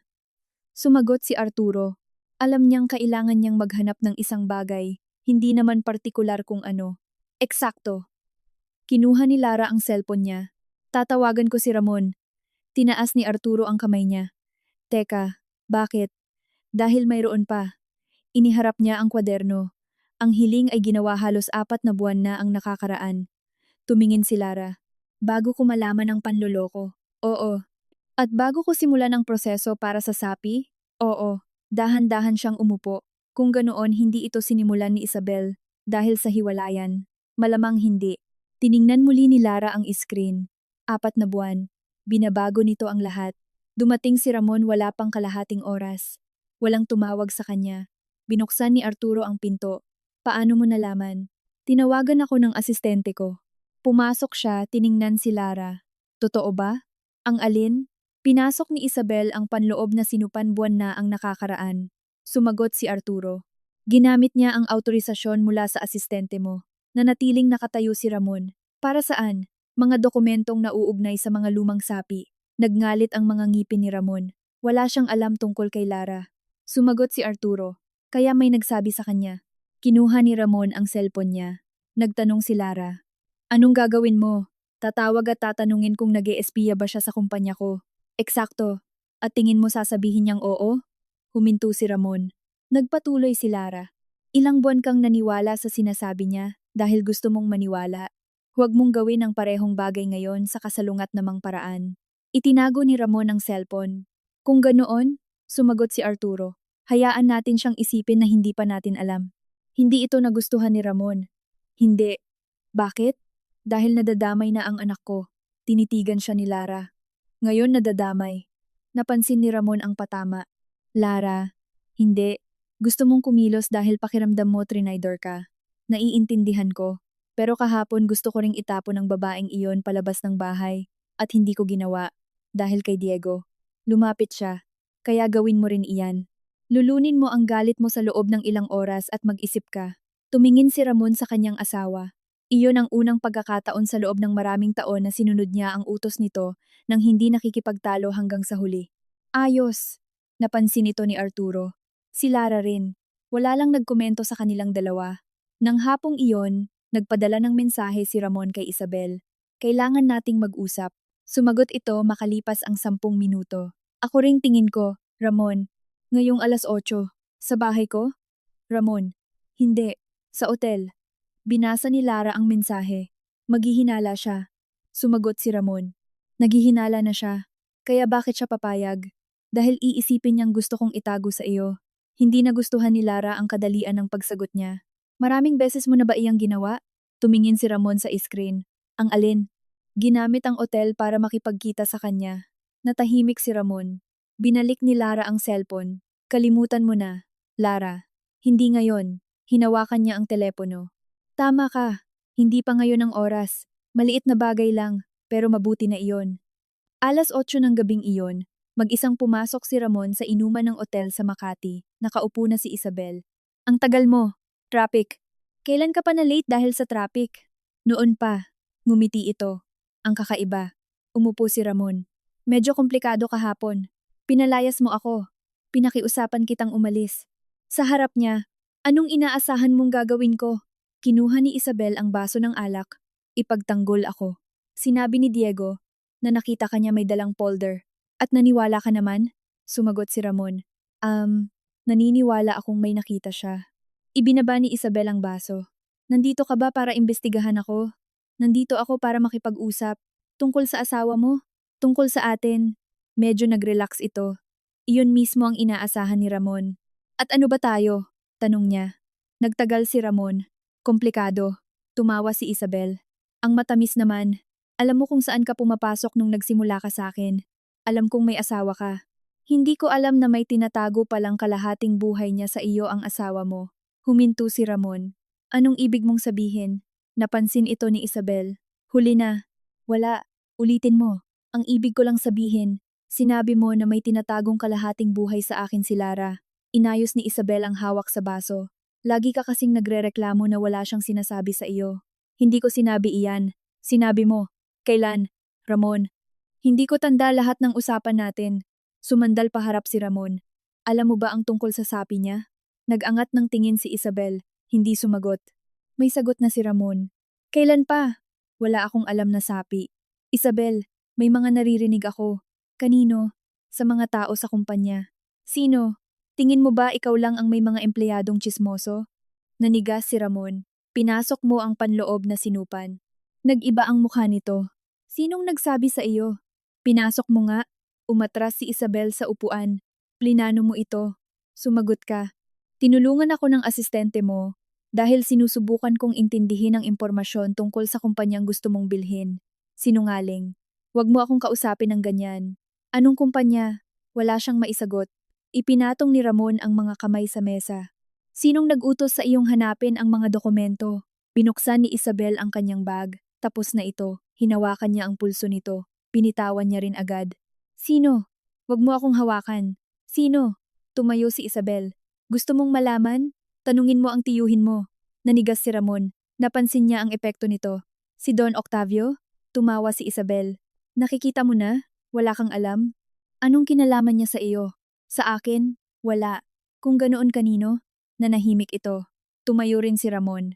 Isabel, hindi ako magpapagamit bilang panakipbutas ng pamilya mo. Walang nagsalita tungkol sa pamilya. Sinabi mo. Huminto si Ramon. Sino siya? Hinigpitan ni Isabel ang hawak sa bag. Hindi ko alam ang totoong pangalan. Nagpakawala ng tawa si Ramon. Inaasahan mong maniniwala ako diyan? Hindi rin ako naniwala nang sabihin niyang may nakatagong sapi ang asawa mo. Hanggang sa makita ko ang mga dokumento. Nagnakaw ka. Kumuha ako ng kopya. Mula sa kwarto niya. Itinaas ni Isabel ang kanyang boses. Dahil sinabi niya na kung mapapatunayan ko na naghahanda si Lara para kunin ang kontrol ng bahagi ng kumpanya, sa wakas maiintindihan mo na hindi siya kailanman naging santo gaya ng ipinapakita niya. Tinitigan siya ni Ramon. At naniwala ka? Sumagot si Isabel. Naniwala ka muna. Tahimik. Masakit iyon dahil totoo. Nagpatuloy siya. Ilang buwan mong sinasabi na malamig si Lara, na may mga tinatago siya, na hindi kanya sinusuportahan, na ginagawa kanyang estranghero sa loob ng sarili mong bahay. Inisip ko lang na baka nadidiskubre ko na kung bakit. Umiwas ng tingin si Ramon. Tapos? Sumagot si Isabel. Tapos na-realize kong mas malaki ang gusto ng lalaki kaysa tulungan ka. Ano? Tanggalin ka sa kontrol sa susunod na botohan. Tinitigan siya ni Ramon. Anong botohan? Ang reorganisasyon ng mga kumpanya. Natahimik siya. Napansin ni Isabel. Hindi mo man lang alam. Ituloy mo. Kung maisaaktibo ang sapi ni Lara, kayong dalawa ng magkasama ay magkakaroon ng puwersang ibeto ang mungkahi ng tiyuhin mo. Anong mungkahi? Pagbebenta ng mga ari-arian. Namutla si Ramon. Anong mga ari-arian? Hindi ko alam. Nagsisinungaling ka. Ngayon, hindi. Kinuha niya ang kanyang cellphone. Nasa akin ang address. Ng alin? Ng kondominium kung saan ko nakausap ang lalaki. Inilahad ni Ramon ang kamay niya. Ibigay mo sa akin. Itinago ito ni Isabel. Hindi. Bakit? Dahil gusto ko ng kasiguraduhan. Kasiguraduhan saan? Na hindi mo ako iiwang mag-isa sa pagharap nito. Tumawa ng walang saya si Ramon. Pinasok mo ang bahay ng asawa ko at kinuha mo ang dokumento na may pangalan ng anak ko. Sumagot si Isabel. Dahil akala ko pinoprotektahan kita, huwag mong gamitin ang linyang iyan. Bakit? Dahil ganyan din ang palusot na ginagamit mo sa lahat ng ginagawa mo kay Diego. Walang naisagot si Ramon. Lumapit siya. Gusto mo ng totoo? May nagawa akong mali. Oo, pero tinuruan mo ako sa loob ng ilang buwan na kaaway mo si Lara. Ngayon mo lang nalaman na baka siya lang ang tanging tao sa bahay na iyon na hindi sumusubok na gamitin ka. Nahulog ang pangungusap sa pagitan nilang dalawa at iniabot ni Isabel ang isang memory card. May mga kopya ng usapan sa mensahe diyan. Lahat, ang mga hindi ko nabura. Kinuha ito ni Ramon. At ang folder? Nasa kondominium ko. Gusto kong makuha ngayon. Sige. Tumalikod si Ramon para umalis. Tinawag siya ni Isabel. Ramon? Huminto siya. Ano? Babalikan mo ba siya? Hindi agad siya nakasagot. Wala ka na doon.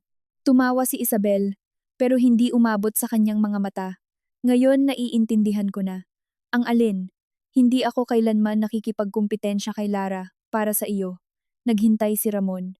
Nakikipagkumpetensya ako sa bersyon mo na kailangang maniwala na siya ang may kasalanan. Umalis si Ramon nang hindi sumasagot. Nang dumating si Ramon sa opisina ni Arturo, lagpas 10:00 na. Nandoon si Lara. At, ipinatong niya ang memory card sa mesa. Si Don Octavio. Naging seryoso si Arturo. Sigurado ka ba? Hindi pa. Nagtanong si Lara. Nagsalita ba si Isabel? Nagsalita. Sinabi niya na isang lalaking konektado kay Octavio ang humingi ng mga dokumento. Pangalan? Hindi niya alam. Kinuha ni Arturo ang memory card. Tingnan natin. May ilang mga mensahe, maiikling audio, isang address at isang dokumentong PDF na naglalaman ng panimulang mungkahi para ibenta ang 3 ari-arian ng grupong Villanueva. Binasa ito ni Ramon. Hindi kailanman dumaan ito sa lupon. Sumagot si Arturo. Bakit hindi pa pwede? Itinuro ni Lara ang isang probisyon. Dito, tumingin silang dalawa. Ang pagbebenta ay nakadepende sa isang reorganisasyon ng kumpanya na magpapababa ng ilang mga kapangyarihang magbeto, kabilang ang mga lumang sapi na kikilalanin bago ang pagbabago. Ang sapi ni Lara. Nanatiling nakatayo si Ramon. Ngayon ay nagsisimula ng magtugma ang lahat. Kung formal na irerehistro ni Lara ang kanyang karapatan bago ang reorganisasyon, magkakaroon ng problema si Octavio. Kung mawawala ang mga dokumento, o kung magmumukhang kumikilos si Lara ng palihim laban sa kanyang asawa, lalabas ang isa pang problema, isang gera sa loob ng pamilya. At ang gera sa pamilya ay eksaktong senaryo kung saan may madaling makakabili ng suporta ng mura. Tumingin si Ramon sa asawa. Gusto niyang mag-away tayo, sumagot si Lara. Palagi ka namang kailangan ng tulong diyan. Tinanggap niya ang pangungusap ng hindi nagtatanggol sa sarili. Hindi, tumingin si Arturo sa dalawa. Mayroon pa. Binuksan niya ang isa pang dokumento, isang listahan ng mga contact. Sa unahan, pangalan ng asistente ni Ramon, tapos Isabel, tapos 2 ehekutibo at sa huli, isang inisyal na para kay Ramon. Nanigas siya. Ako ba ito? Sumagot si Arturo. Maaari. Tumingin si Lara sa kanyang asawa. May kaugnayan ka ba sa grupong ito? Wala kailanman. Nagtanong si Arturo. Sigurado ka? Nag-isip si Ramon. Ilang buwan na ang nakararaan. Sa isang hapunan ay nagpakilala si Octavio ng isang tagapayo. Nag-usap sila tungkol sa pagpapalawak, pagbebenta ng mga ari-arian na hindi gaanong kumikita at pagpaparami ng kapital. Pumirma si Ramon sa isang paunang autorisasyon para sa isang pagsusuri, walang pinal, o iyon ang naaalala niya. Pumirma ako ng autorisasyon para sa pagsusuri. Pumikit si Lara. Ramon, hindi ko alam iyan. Nagtanong si Arturo. Binasa mo ba? Nagtagal si Ramon. Hindi ng buo. Sumandal si Arturo sa upuan. Ayan tayo. Nagpakawala ng hininga si Lara. Iyon lang ba? Hinaplos ni Ramon ang mukha niya. Ang pagkakamaling nagawa niya ay hindi lamang ang panloloko sa asawa, ni ang pagdadala kay Isabel sa handaan. Ilang buwan bago iyon, dahil sa yabang, pumirma siya ng isang dokumento nang hindi binabasa dahil ipinresinta ito ni Octavio bilang ordinaryong gawain at may gumamit ng pirmang iyon para bumuo ng isang ilusyon na sinusuportahan niya ang isang operasyon na ngayon ay pwedeng malagay sa alanganin ang kontrol sa kumpanya. Binigyan ko sila ng daan, sabi ni Ramon. Sumagot si Arturo. Binigyan ba? Susunduin ni Isabel ang susi. Tumingin si Lara sa screen. Hindi. Lumingon si Ramon. Hindi. Akala ni Isabel, susi iyon. At hindi ba? Itinuro ni Lara ang listahan. Kung nasa kanila na ang pirma mo, bakit nila kailangan ang mga dokumento ko? Nanigas si Arturo. Tiningnan muli ni Ramon. Ang tanong ay bumago sa lahat dahil hindi ang sapi ko ang layunin, sabi ni Lara. Tumayo si Arturo. Iyon ang balakid, sabi ni Ramon. Kung ganoon, hindi nila gustong kunin mula sa iyo, gusto nilang pigilan na magamit mo ito. Binuksan ni Arturo ang isa pang dokumento. Binasa, huminto, bumalik ng isang pahina. Nakita ko na. Lumapit si Lara. Ano? Itinuro niya. May isang probisyon na naguugnay sa pagkaepektibo ng reorganisasyon kapag walang formal na paghahain ang mga lumang benepisyaryo hanggang sa isang tiyak na petsa. Tumingin si Lara sa kalendaryo, 2 araw na lang. Namutla si Ramon. Kung hindi niya ito ipapasa, pagpapatuloy ni Arturo. Magbabago ang istruktura bago kilalanin ang karapatan niya sa kasalukuyang porma. Nagtanong si Lara, mawawala ba ito sa akin? Hindi naman, pero magiging isang away legal ito na aabuti ng ilang taon, sabi ni Ramon. Kaya, ipapasa natin bukas. Sumagot si Arturo. Hindi iyan ganoon kadali. Bakit?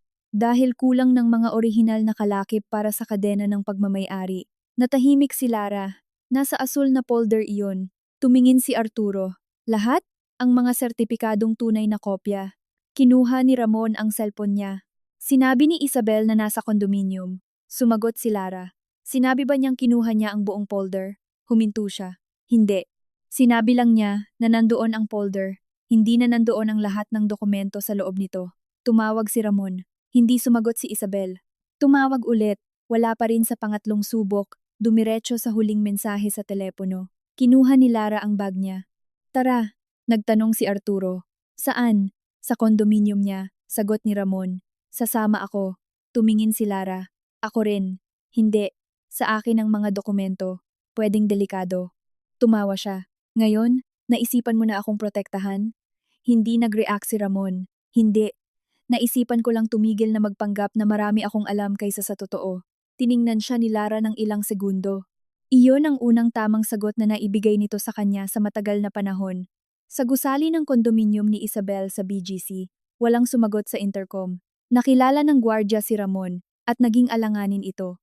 Ginoong Ramon, nandyan po ba siya? Umalis po mga 20 minuto na ang nakakaraan. Mag-isa? Nag-atubili ang lalaki. May kasamang lalaki.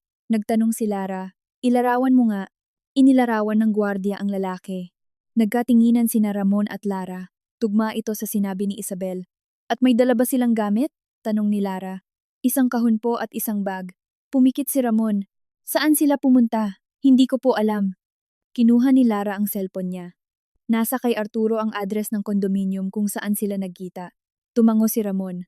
Sa kotse, walang nagsalita ng ilang minuto hanggang sa magtanong si Lara. Minahal mo ba siya? Hinigpitan ni Ramon ang hawak sa manibela. Akala ko oo. Hindi iyan ang tinanong ko. Hindi ko alam. Kahit papaano ngayon, natututunan mo na ang sagot na iyan. Tinanggap niya ito, saka siya nagtanong. At ikaw, ang alin? Mahal mo pa ba ako? Tumingin si Lara sa labas ng bintana. Huwag mong gawing isang romantikong pagtatapat ang isang gabing puno ng sakuna. Hindi ko naman sinusubukan. Ayos ba? Natahimik si Ramon. Dinagdagan ni Lara. At kahit sumagot pa ako ng oo, hindi nito maayos ang lahat. Alam ko. Talaga bang alam mo? Sinisimulan ko pa lang. Nang dumating sila sa address, walang tao sa tirahan. Hindi sinira ang pinto. Walang kalat. Isang mesa lang, isang upuan, at isang asul na folder na nakabukas sa ibabaw nito. Tumakbo si Lara. Naiwan si Ramon sa pinto, binabantayan ang pasilyo. Binuksan niya. Nandoon ang mga dokumento, pero may kulang na 3 pahina. Hindi kompleto. Ano? Ang mga sertipiko ng orihinal na paglipat. Pumikit si Ramon. Sa ibabaw ng mesa, may isang murang cellphone na bukas ang screen, isang mensahe ang nakabukas. Ipadala bukas. 8:00 ng umaga sa address sa baba. Dumating si Arturo makalipas ang ilang minuto. Binasa niya ito. Pwedeng patibong ito, sagot ni Ramon. Iyon nga ba? Tanong ni Lara. O ide-deliver talaga. Tumingin si Arturo sa kanya. Anong gusto mong gawin? Isinara ni Lara ang folder. Hayaan silang maghatid. Lumingon si Ramon. Baliw ka ba? Kung pipigilan natin sila ngayon, makukuha natin ang 3 pahina. Pero hindi pa rin natin alam kung sino ang nasa likod nito. Alam na natin na may kinalaman si Octavio. Ang magkaroon ng kinalaman ay hindi kapareho ng pagiging pasimuno.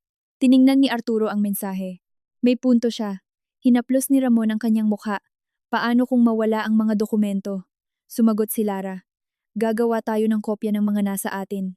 Susundan natin kung sino ang magdadala at babawiin bago nila magamit. Masyadong delikado iyan. Delikado na ang lahat ng ito. Tinitigan ni Ramon ang kanyang asawa. Sa loob ng maraming taon, inakala niya na iniiwasan ni Lara ang gulo dahil mahina siya. Nang gabing iyon, may na-realize siyang mas masama. Iniiwasan niya ang away dahil marunong siyang pumili ng laban. Sige, sabi niya. Kinabukasan, 8:00 ng umaga, isang mensahero ang kumuha ng sobre sa isang kapihan. Kumuha si Arturo ng isang pribadong pangkat ng seguridad para sumunod mula sa malayo. Dinala ang sobre sa isang gusaling komersyal sa Ayala Avenue. Hindi sa opisina ni Octavio, kundi sa isang kumpanya ng mga abogado. Naghihintay sina Ramon, Lara, at Arturo sa isang kalapit na kwarto. Bandang 9:15, nakatanggap sila ng litrato ng taong lumabas dala ang sobre. Namutla si Arturo. Sino iyan? Pinalaki niya ang litrato. Nanigas si Ramon. Ang lalaki ay hindi si Octavio, kundi si Marco Navarro, ang punong opisyal sa pananalapi ng grupong Villanueva, isa sa mga pinakamalapit na ehekutibo kay Ramon, ang mismong lalaki na katabi niya, sa bawat mahahalagang pulong sa loob ng maraming taon. Mahinang nagsalita si Ramon. Hindi nagtatrabaho si Marco para sa tiyuhin ko, sumagot si Arturo. Kung ganoon, baka ang tiyuhin mo ang nagtatrabaho kay Marco. Tiningnan ulit ni Lara ang litrato. O baka naman baliktad ang intindi natin sa lahat. 10:00. Pumasok si Marco sa pulong ng lupon na parang walang nangyari. Nasa dulo ng mesa si Ramon. Nakaupo si Lara sa kauna-unahang pagkakataon sa mesang iyon. Huling pumasok si Don Octavio. Tiningnan siya at ngumiti. Nakakagulat, sumagot si Lara. Sana ito ang una para sa araw na ito. Umupo si Octavio. Binuksan ni Marco ang mga dokumento para sa pulong. Marami tayong pag-uusapan. Pinagmasdan ni Ramon ang lalaking ito. Gusto niyang tumayo, ihagis ang memory card sa mesa, at humingi ng mga sagot. Hindi niya ginawa. Hinawakan ni Lara ang sarili niyang kwaderno ng isang beses. Iyon ang senyales, maghintay. Sinimulang ipresinta ni Marco ang reorganisasyon. Nagsalita tungkol sa kahusayan, daloy ng pera, pagbabawas ng panganib. Nagtatanong ng mga kalkuladong tanong si Octavio. Tumango ang ilang miyembro ng lupon. Nakinig si Lara sa lahat hanggang sa makarating si Marco sa bahagi ng pagbebenta ng mga ari-arian. Ang operasyong ito ay magbibigay ng kapital at magpapababa sa peligro natin. Nagtanong si Lara, kanino ito ibebenta? Huminto si Marco. Pinag-aaralan pa namin ang mga mungkahi. May formal bang mungkahi? Mga panimulang mungkahi pa lang. Mula sa anong grupo? Ngumiti si Octavio. Lara, masyadong teknikal ito. Tiningnan siya nito. Buti na lang at may oras akong inilaan. Nawala ang ngiti. Ibinaba ni Ramon ang tingin. Sinubukan ni Marco na magpatuloy. Sumingit si Lara. Bago iyan, gusto kong irehistro ang mga sapi ko. Nanigas ang silid. Lumingon si Octavio. Si Marco ay hindi. Iyon ang detalye. Alam na niya. Napansin iyon ni Lara, pati na rin ni Ramon. Anong sapi? Tanong ng isang miyembro ng lupon. Ipinatong ni Arturo ang mga dokumento sa mesa. Isang sapi na bago pa ang huling reorganisasyon ng grupo na nakatali pa rin sa yaman ng pamilya ni Lara. Masyadong mabilis sumagot si Marco. Walang bisa sa operasyon iyan. Tumingin si Arturo sa kanya. Nakakapagtakang alam mo agad nang hindi mo pa binabasa. Tahimik. Isinara ni Marco ang kanyang bibig. Tumingin si Octavio kay Marco. Isang segundo lang, pero nakita ni Lara. Pwede nating suriin iyan mamaya, sabi ni Octavio. Hindi, sagot ni Lara. Naglabas siya ng isa pang pahina. Gusto ko itong irehistro ngayon. Huminga ng malalim si Marco. Kulang ang mga dokumento. Nagtanong si Lara. Alin? Ang mga orihinal na sertipiko ng paglilipat. Inangat ni Ramon ang kanyang mga mata. Nanigas si Arturo. Walang sino man sa silid na iyon ang dapat na nakakaalam kung aling mga pahina ang nawawala. Huli na nang mapagtanto ni Marco iyon. Sumandal paharap si Lara. Nakakatuwa. Sinubukan nitong bawiin. Normal na proseso iyan, di ba? Sumagot agad si Arturo. May 4 na magkakaibang uri ng dokumento ang pwedeng mawala. 3 mismo dyan ay ang nabanggit mong eksaktong nawala sa folder niya kahapon. Namutla si Marco. Isinara ni Octavio ang ballpen niya. Tingin ko nawawalan na ng direksyon ang pulong na ito. Lumingon si Lara sa kanya. Hindi pa. Tumayo si Marco. Hindi ako sasali sa telenobelang ito. Nagsalita si Ramon sa unang pagkakataon. Maupo ka. Tumingin si Marco. Hindi malakas ang boses ni Ramon at siguro kaya gumana ito. Umupo siya. Ipinatong ni Ramon ang memory card sa mesa. Binigay ito sa akin ni Isabel. Hindi nag-react si Marco. Si Octavio, nag-react. Isang maliit na pagkilos sa panga. Nakita iyon ni Lara. Nakita ni Arturo. Nagpatuloy si Ramon. Mga usapan, address, mungkahi ng benta, mga pangalan. Sumagot si Marco. Hindi mapagkakatiwalaan ang salita ng isang kabit. Tumingin si Lara kay Ramon. Tinanggap niya ang dagok. Sang-ayon ako, sabi niya. Kaya hindi ang salita niya ang gagamitin namin, kundi ang sarili mong mga tala. Natahimik si Marco. Naglapag ng isa pang pahina si Ramon. Pinasok mo ang mga dokumento gamit ang mga panloob na kredensyal. Punong opisyal ako, hindi ang mga ito. May paliwanag ako, magpaliwanag ka. Tumingin si Marco sa paligid pagkatapos kay Octavio. Hindi tumulong si Octavio at doon may tuluyang nasira. Ginawa ko ito dahil sisirain mo ang kumpanya. Nanigas si Ramon. Ano? Sumandal paharap si Marco. Wala kang pinapansin kundi puro pagpapalawak, imahe at kontrol. Pumipirma ka ng papeles nang hindi binabasa. Bumibili ka ng kumpanya dahil may pumuri sa kutob mo. Tinatanggihan mo ang pagbebenta dahil tingin mo ang pagbebenta ng ari-arian ay pagpapakita ng kahinaan. Hindi sumagot si Ramon. Nagpatuloy si Marco. Gusto ni Octavio na pigilan ang pagbagsak ng kumpanya pagkaraan ng 2 taon. Nagsalita si Octavio. Marco, hindi. Inihampas ni Marco ang kamay sa mesa. Ngayon, ikaw naman ang magsalita. Tumingin siya kay Ramon. Akala mo ba nagsimula ito dahil sa asawa mo? Nagsimula ito dahil binaliwala mo ang mga report sa loob ng ilang buwan? Nagtanong si Ramon. Kaya, pineki mo ang suporta? Ginamit ko ang autorisasyon na pinirmahan mo para sa ibang layunin. Pumirma ka ba ng hindi binabasa? Katahimikan? Naiwan ang tanong. Wala nang magagawa si Ramon para itanggi iyon. Humarap si Marco kay Lara. At nang madiskubre namin ang mga sapi mo, naging problema na. Kaya nag-utos kayong nakawin ang dokumento ko. Hindi ako nag-utos kanino man, pero gusto kong pigilan ang pagpaparehistro. Oo. Nakakagulat ang sagot sa lahat. Hindi nagtangkang tumakas si Marco. Dahil kung papasok ka bago ang reorganisasyon, hindi sasapat ang boto ni Octavio. Nagtanong si Lara. At yung benta? Sumagot si Marco. Para isalba ang pondo. Sa wakas ay nagsalita si Octavio. Tama na. Tumawa si Marco. Ngayong tapos na ako. Tama na. Tumayo si Octavio. Napadala ka lang sa emosyon. At? Tumingin si Octavio kay Ramon. Nasiraan na ng bait ang pinuno mo. Tapusin na natin ito. Nagtanong si Lara. Kilala niyo po ba si Isabel? Lumingon si Octavio. Hindi. Kilala niyo po ba yung lalaking nakipagkita sa kanya? Hindi. Alam niyo po ba ang kondominium? Hindi. Naglapag ng isang litrato sa mesa si Lara. Natanggap iyon ni Arturo ilang minuto lang ang nakalipas. Ipinapakita nito si Octavio na pumapasok sa mismong gusaling iyon 3 linggo na ang nakakaraan. Nanigas siya. Tumingin si Ramon. Sabi mo hindi mo alam. Sumagot si Octavio. Sabi ko hindi ko alam kung asan ang kondominium. Halos ngumiti si Lara. Magandang sagot. Tinitigan siya ni Octavio. Mag-ingat ka sa mga pinararating mo. Wala pa akong ipinararating. Kinuha ni Octavio ang folder niya. Tapos na ang pulong na ito. Sumagot si Lara. Para sa akin. Tapos na nga.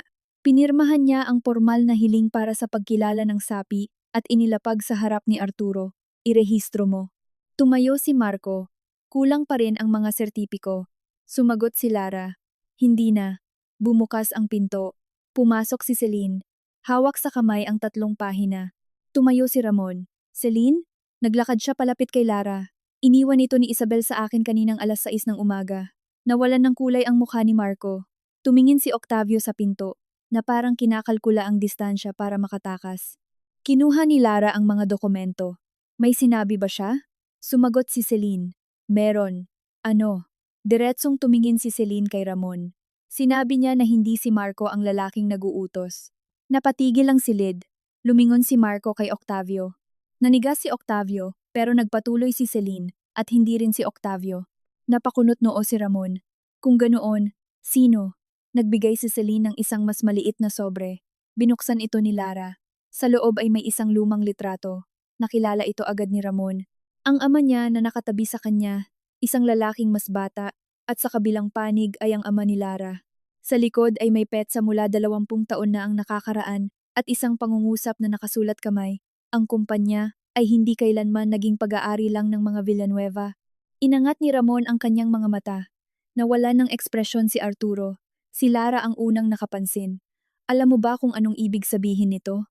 Hindi sumagot si Arturo. Lumingon si Ramon. Arturo, dahan-dahang umupo ang lalaki. Sa unang pagkakataon mula sa umpisa ng kwentong iyon, ang lalaking gustong malaman ang lahat ng sagot ay walang handang sabihin. Ipinatong ni Lara ang litrato sa harap niya. Sino yung pangatlong lalaki? Tinitigan ito ni Arturo. Bago nagsalita, ang kapatid ko. Ang katahimikang sumunod ay hindi lang basta walang ingay. Mayroong 20 taon ng tinagong sikreto sa loob nito. Muling tiningnan ni Ramon ang litrato. Kapatid mo? Tumango si Arturo. Enrique Mendoza. Hindi ko pa narinig ang pangalang iyon kailanman, dahil tiniyak ng ama mo iyon. Humila si Lara ng upuan. Ipaliwanag mo mula sa umpisa. Sinubukan siyang pigilan ni Octavio. Wala itong kinalaman sa pulong. Inangat ni Arturo ang mga mata niya. Mas may kinalaman ito kaysa sa gusto mo. Tikom ang bibig ni Octavio. Hindi rin gumalaw si Marco. Binaliktad ni Arturo ang litrato sa mesa. 20 taon na ang nakakaraan, ang ama mo, ang ama ni Lara at ang kapatid ko ay nagtayo ng isang operasyon ng magkasama. Noong panahon na iyon, mas maliit pa ang grupong Villanueva. Baon sa utang, walang umaagos na pera, at kailangan ng kapital para matapos ang isang pagbili. Nagtanong si Ramon. Laging sinasabi ni Papa na mag-isa niyang pinalago ang kapital na iyon. Nagsinungaling siya. Lumabas ang salita ng walang paligoy-ligoy. Pumasok ang ama ni Lara, dala ang sapi. Pumasok si Enrique, dala ang pera at koneksyon. Pumasok ang ama mo, dala ang pangalan at operasyon. Tiningnan ni Lara ang litrato. At pagkatapos? Nagtagal bago sumagot si Arturo. Pagkatapos nag-away silang tatlo. Bakit? Kontrol. Halos tumawa si Ramon. Siyempre. Tinanggap ni Arturo ang sarkasmo. Gusto ng ama mong gawing isang imperyo ng pamilya ang sosyohan nila. Gustong ibenta ni Enrique ang bahagi ng pwesto niya. Ang ama ni Lara naman, gusto lang protektahan ang ipinasok niya ng walang inaaway. Kaya binili sila pareho ng ama ko. Binili niya ang bahagi ni Enrique, at ang kay Lara ay naiayos palabas sa pangunahing ari-arian ng kumpanya. Diyan nanggaling ang sapi ni Lara. Itinuro ni Ramon ang litrato, at si Enrique. Ibinaba ni Arturo ang kanyang paningin. Nawala halos ang lahat sa kanya. Paano? Pumirma siya ng mga dokumentong hindi niya dapat pinirmahan. Nanigas si Ramon. Si Lara rin. Tumingin si Arturo sa kanya. Alam ng ama mo kung paano gipitin ang isang tao hanggang sa isipin nila na sila ang mismong pumili noon. Tumama ang pangungusap kay Ramon sa isang nakakailang na paraan dahil masyado itong pamilyar. Alam mo ba ito sa buong panahon na iyon? Alam ko ang bahagi at nanatili ka pa rin sa kumpanya. Nanatili ako para subukang pigilan na maulit ang mga bagay. Nagpakawala ng mahinang tawa si Octavio. Ang bait mo naman, lumingon si Arturo sa kanya. Gusto mo na bang magsalita? Gusto ko. Tumayo si Octavio. Dahil ang taong ito ay nagkukwento lang ng kalahati ng nangyari na parang isa siyang santo. Hindi nag-react si Arturo. Itinuro ni Octavio ang litrato. Hindi naging biktima ng kahit sino si Enrique. Sinubukan niyang ibenta ang impormasyon ng kumpanya sa kakumpetensya. Natuklasan iyon ni Augusto Villanueva. Napakunot noo si Ramon. Ang papa ko? Ang papa mo. Sumagot si Arturo, matapos siyang tanggalin sa lahat. Bago, wala kang alam. Tumawa si Octavio. Nandoon ako. May narealize si Lara. Ilang taon ka na noon? Tumigil si Octavio. 20 mahigit. At kasali ka ba sa mga pulong na iyon? Hindi siya sumagot. Nagpatuloy si Lara. O nalaman mo na lang pagkatapos mula sa bersyon ng kapatid mo. Kinagat ni Octavio ang labi niya. Sumagot si Arturo para sa kanya. Mula sa bersyon ni Augusto. Humarap si Ramon kay Octavio. Kaya, gumugol ka ng 20 taon para idepensa ang bersyon ng ama ko. Sumagot si Octavio. At ikaw gumugol ka ng 38 taon na bubuhay sa kung ano ang itinayo niya. Tinanggap ni Ramon. Hindi iyan sumasagot sa tanong. Dahan-dahang tumayo si Marco. Kaya kong sagutin ang bahagi niyan. Tumingin ang lahat. Mukha na siyang mas pagod kaysa sa takot. Kinausap ako ni Octavio 1 taon na ang nakalipas. Sinabi niya na mahina na ang kumpanya at dadalhin tayong lahat ni Ramon sa pagbagsak. Hindi sumingit si Ramon. Nagpakita siya ng mga pangit na taya ng kita, mga utang sa hinaharap at mga negosyong uubos sa pera. May ilang totoong bagay doon. Nagtanong si Arturo. At yung iba? Tumingin si Marco kay Octavio. Pinalabis. Sumagot si Octavio. Mga posibleng senaryo iyon. Mga senaryo na pinilit palitawin. Humarap si Marco kay Ramon. Naniwala ako dahil dismayado na rin ako sayo. Ipinatong ni Ramon ang mga kamay sa mesa at nagdesisyon kang sabutahehin ako.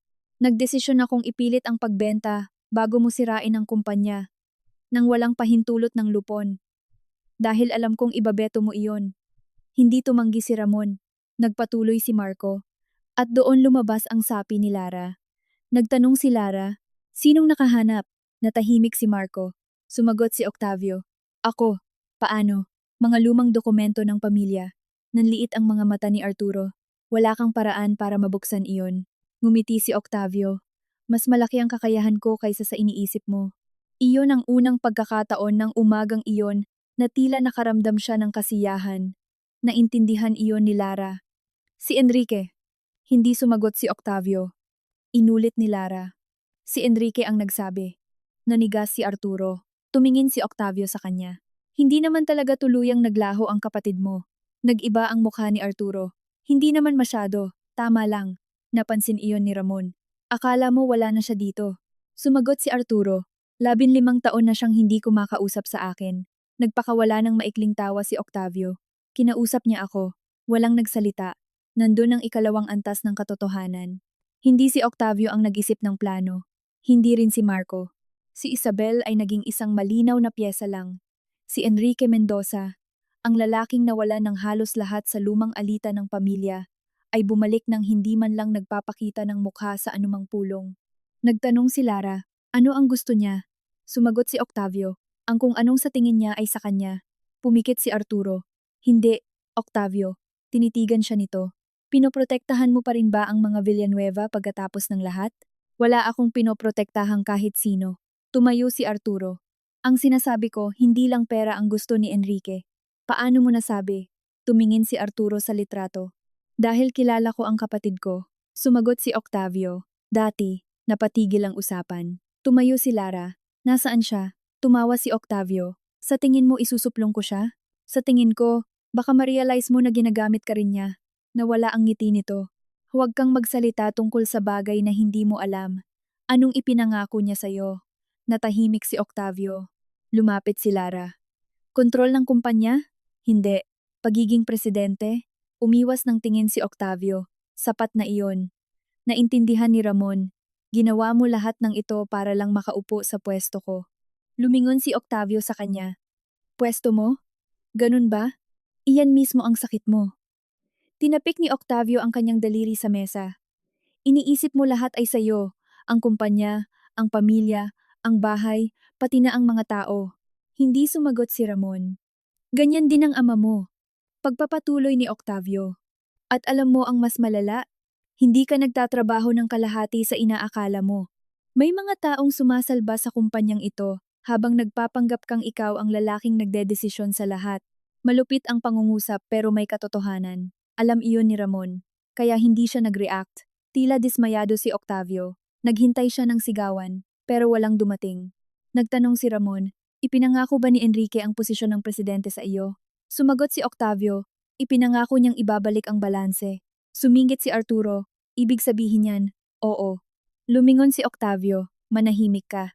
Hindi ibinaba ni Arturo ang kanyang paningin. Ipinangako niya na magiging kailangan ka. Ganyan palagi gumapos ng tao si Enrique. Naging tensyonado si Octavio. Iniwan mo ang kapatid mo. Tinanggap ni Arturo ang dagok. Iniwan ko nga. Natahimik ang lahat. Nagpatuloy siya. Nang mangyari ang lahat, pinili kong manatili dito. Sinabi ko sa sarili ko na gagawin ko ito para protektahan kung ano ang natitira. Siguro kaduwagan nga. Hindi inaasahan iyon ni Octavio, pati na rin si Ramon. Ipinatong ni Arturo ang litrato sa harap niya. Pero kung ipinangako sa iyo ni Enrique ang kapangyarihan, hindi niya balak na ibahagi iyon. Bumuka ang bibig ni Octavio. Bumukas ang pinto ng silid. Isang empleyado ang lumitaw.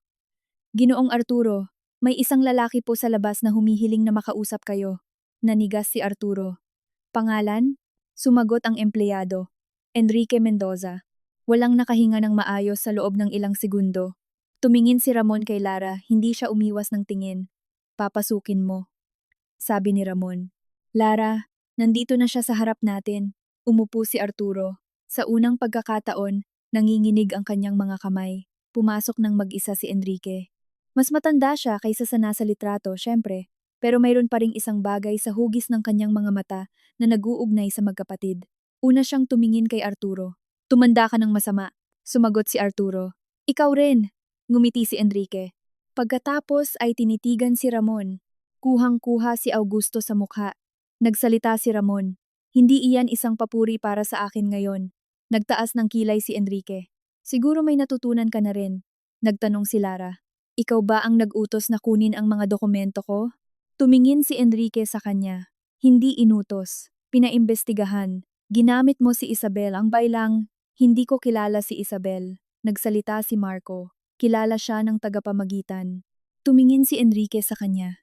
Marco Navarro, laging ang daldal mo kapag kinakabahan ka. Namutla si Marco. Tumayo si Octavio. Halos hindi man lang siya tiningnan ni Enrique. Doon na na-realize ni Octavio, ang pangako ng sosyohan ay hindi kailanman totoo, isa lang din siyang pyesa. Sinabi mo na ako ang mamumuno sa transisyon, sabi ni Octavio. Sinabi ko na magkakaroon ka ng mahalagang papel. Tumawa si Enrique na walang ganang kasama. Hayop ka. Inayos ni Enrique ang kanyang Amerikana. Narinig mo kung ano ang gusto mong marinig. Pagpuna ni Lara. Ganoon nga iyon, ang parehong mekanismo na ginamit nilang lahat sa ilang pagkakataon. Kalahating katotohanan, hindi kumpletong pangako. Ang kabilang tao na ang pupuno ng natitira gamit ang pag-asa. Lumingon si Enrique kay Lara. Legitimo ang sapi mo, hindi niya inasahan. Kung ganoon, bakit mo sinubukang pigilan ang pagrehistro? Dahil kailangan kong mangyari muna ang reorganisasyon. Para saan? Para sirain ang istruktura na itinayo ni Augusto. Nagtanong si Ramon. Patay na ang ama ko, sumagot si Enrique. Ang mga istruktura ay nagpapatuloy kahit wala na ang mga ng tao at sisirain mo ang libu-libong trabaho para lang magbayad ng utang sa patay. Tumingin si Enrique sa kanya. Huwag kang masyadong madrama, walang sisirain na kumpanya. Nagtanong si Arturo. Kung ganoon, bakit kailangang magtago? Lumingon si Enrique sa kapatid niya. Dahil kung nagpakita ako, tatakbo ka para protektahan ang mga Villanueva. Sumagot si Arturo. Baka tumakbo ako para pigilan kang maging kasing sama ng taong kinamumuhian mo. Nawala ang ngiti ni Enrique. Maliit lang iyon, pero iyon ang unang lamat. Wala kang karapatang kausapin ako tungkol diyan. Baka nga wala. Nanatili ka dito. Nanatili ako. Habang ako naman nawala ng lahat. Alam ko, huminga mula sa ilong si Enrique. Hindi mo alam, bumaba ang kanyang boses.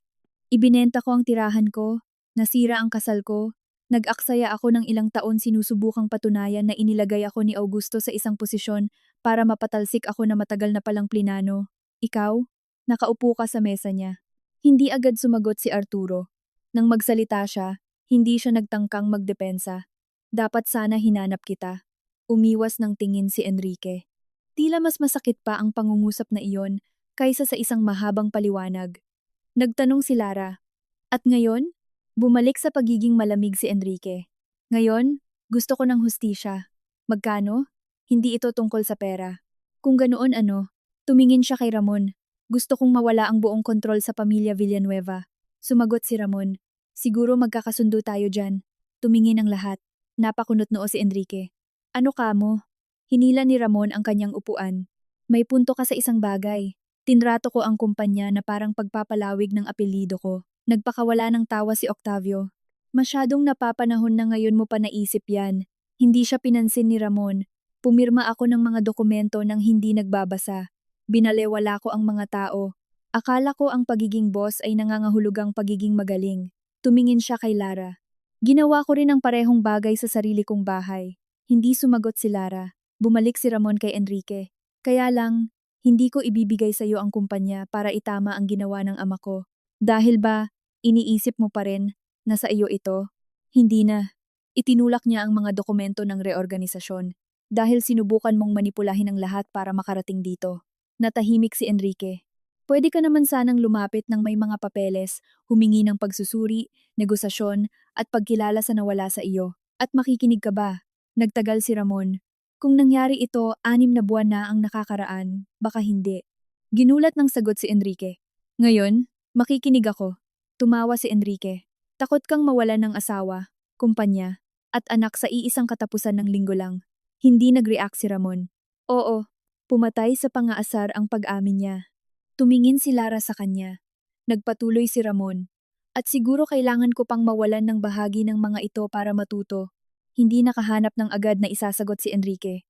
Tumayo si Arturo. Magbigay ka ng isang malinis na mungkahi. Tumingin si Enrique. Ano? Gusto mo ng hustisya? Magpakita ka ng mga dokumento. Ipakita mo ang bahagi mo. Nang walang tagapamagitan, walang kabit, walang nakawan ng folder, nang hindi iniisip ni Octavio na makukuha niya ang pagiging presidente. Pinalo ni Octavio ang mesa. Nagdedesisyon kayo na parang hindi ako umiiral dito. Lumingon si Enrique sa kanya. Hindi ka kailanman naging kailangan. Nanigas si Octavio. Ang pangungusap mismo ang sumira sa lahat. Sa loob ng 1 taon, naniwala siyang ginagamit niya si Enrique para mapatalsik si Ramon. Sa kwartong iyon, naintindihan niyang pareho lang ang tingin sa kanya ni Enrique sa kung paano niya tingnan si Marco. Pwedeng palitan. Kinuha ni Octavio ang folder niya. Kung ganoon ayusin niyo mag-isa, sagot ni Enrique. Octavio, huminto siya sa pinto. Ano? Yung mga dokumento. Tumawa si Octavio. Kunin mo mag-isa. At umalis siya. Iyon ang huling pagkakamali. Dahil ang kaisa-isang tao na may kakayahan pa rin sa mga patagong tala ng operasyon ay walang iba kundi si Octavio. Nang mapagtanto niyang hindi siya bibigyan ng gantimpala, nawalan siya ng dahilan para protektahan si Enrique. Sa mga sumunod na linggo, lumabas ang away mula sa silid ng lupon at napunta sa isang mas hindi pang pelikula ngunit mas mahirap na sitwasyon. Mga pagsusuri, mga pulong ng lupon, mga abogado, mga lumang papeles. Walang desisyon ang natapos sa loob ng 2 araw. Walang husgadong sumulpot para ayusin ang buhay ng sinuman. Nagpresinta si Enrique ng mga ebidensya mula sa mga lumang operasyon na nagpapakita ng pang-aabuso ng ama ni Ramon sa kanya. Kinontra ng pamilya ang bahagi at kinilala ang iba.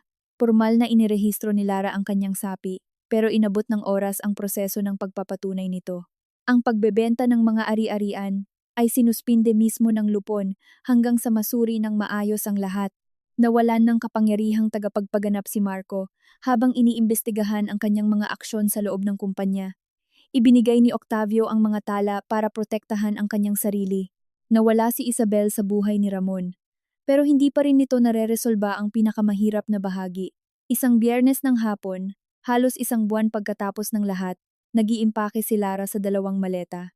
Lumitaw si Ramon sa pinto. Ngayon na ba? Nagtupi siya ng isang blusa. Oo, alam na ni Diego. Alam niya natitira siya kasama ko sa mga karaniwang araw at kasama mo sa mga napagkasunduang araw. Pumasok si Ramon. Nagtanong siya kung magbabalikan pa ba tayo. Huminto si Lara. Sa akin din. Ano ang sinagot mo?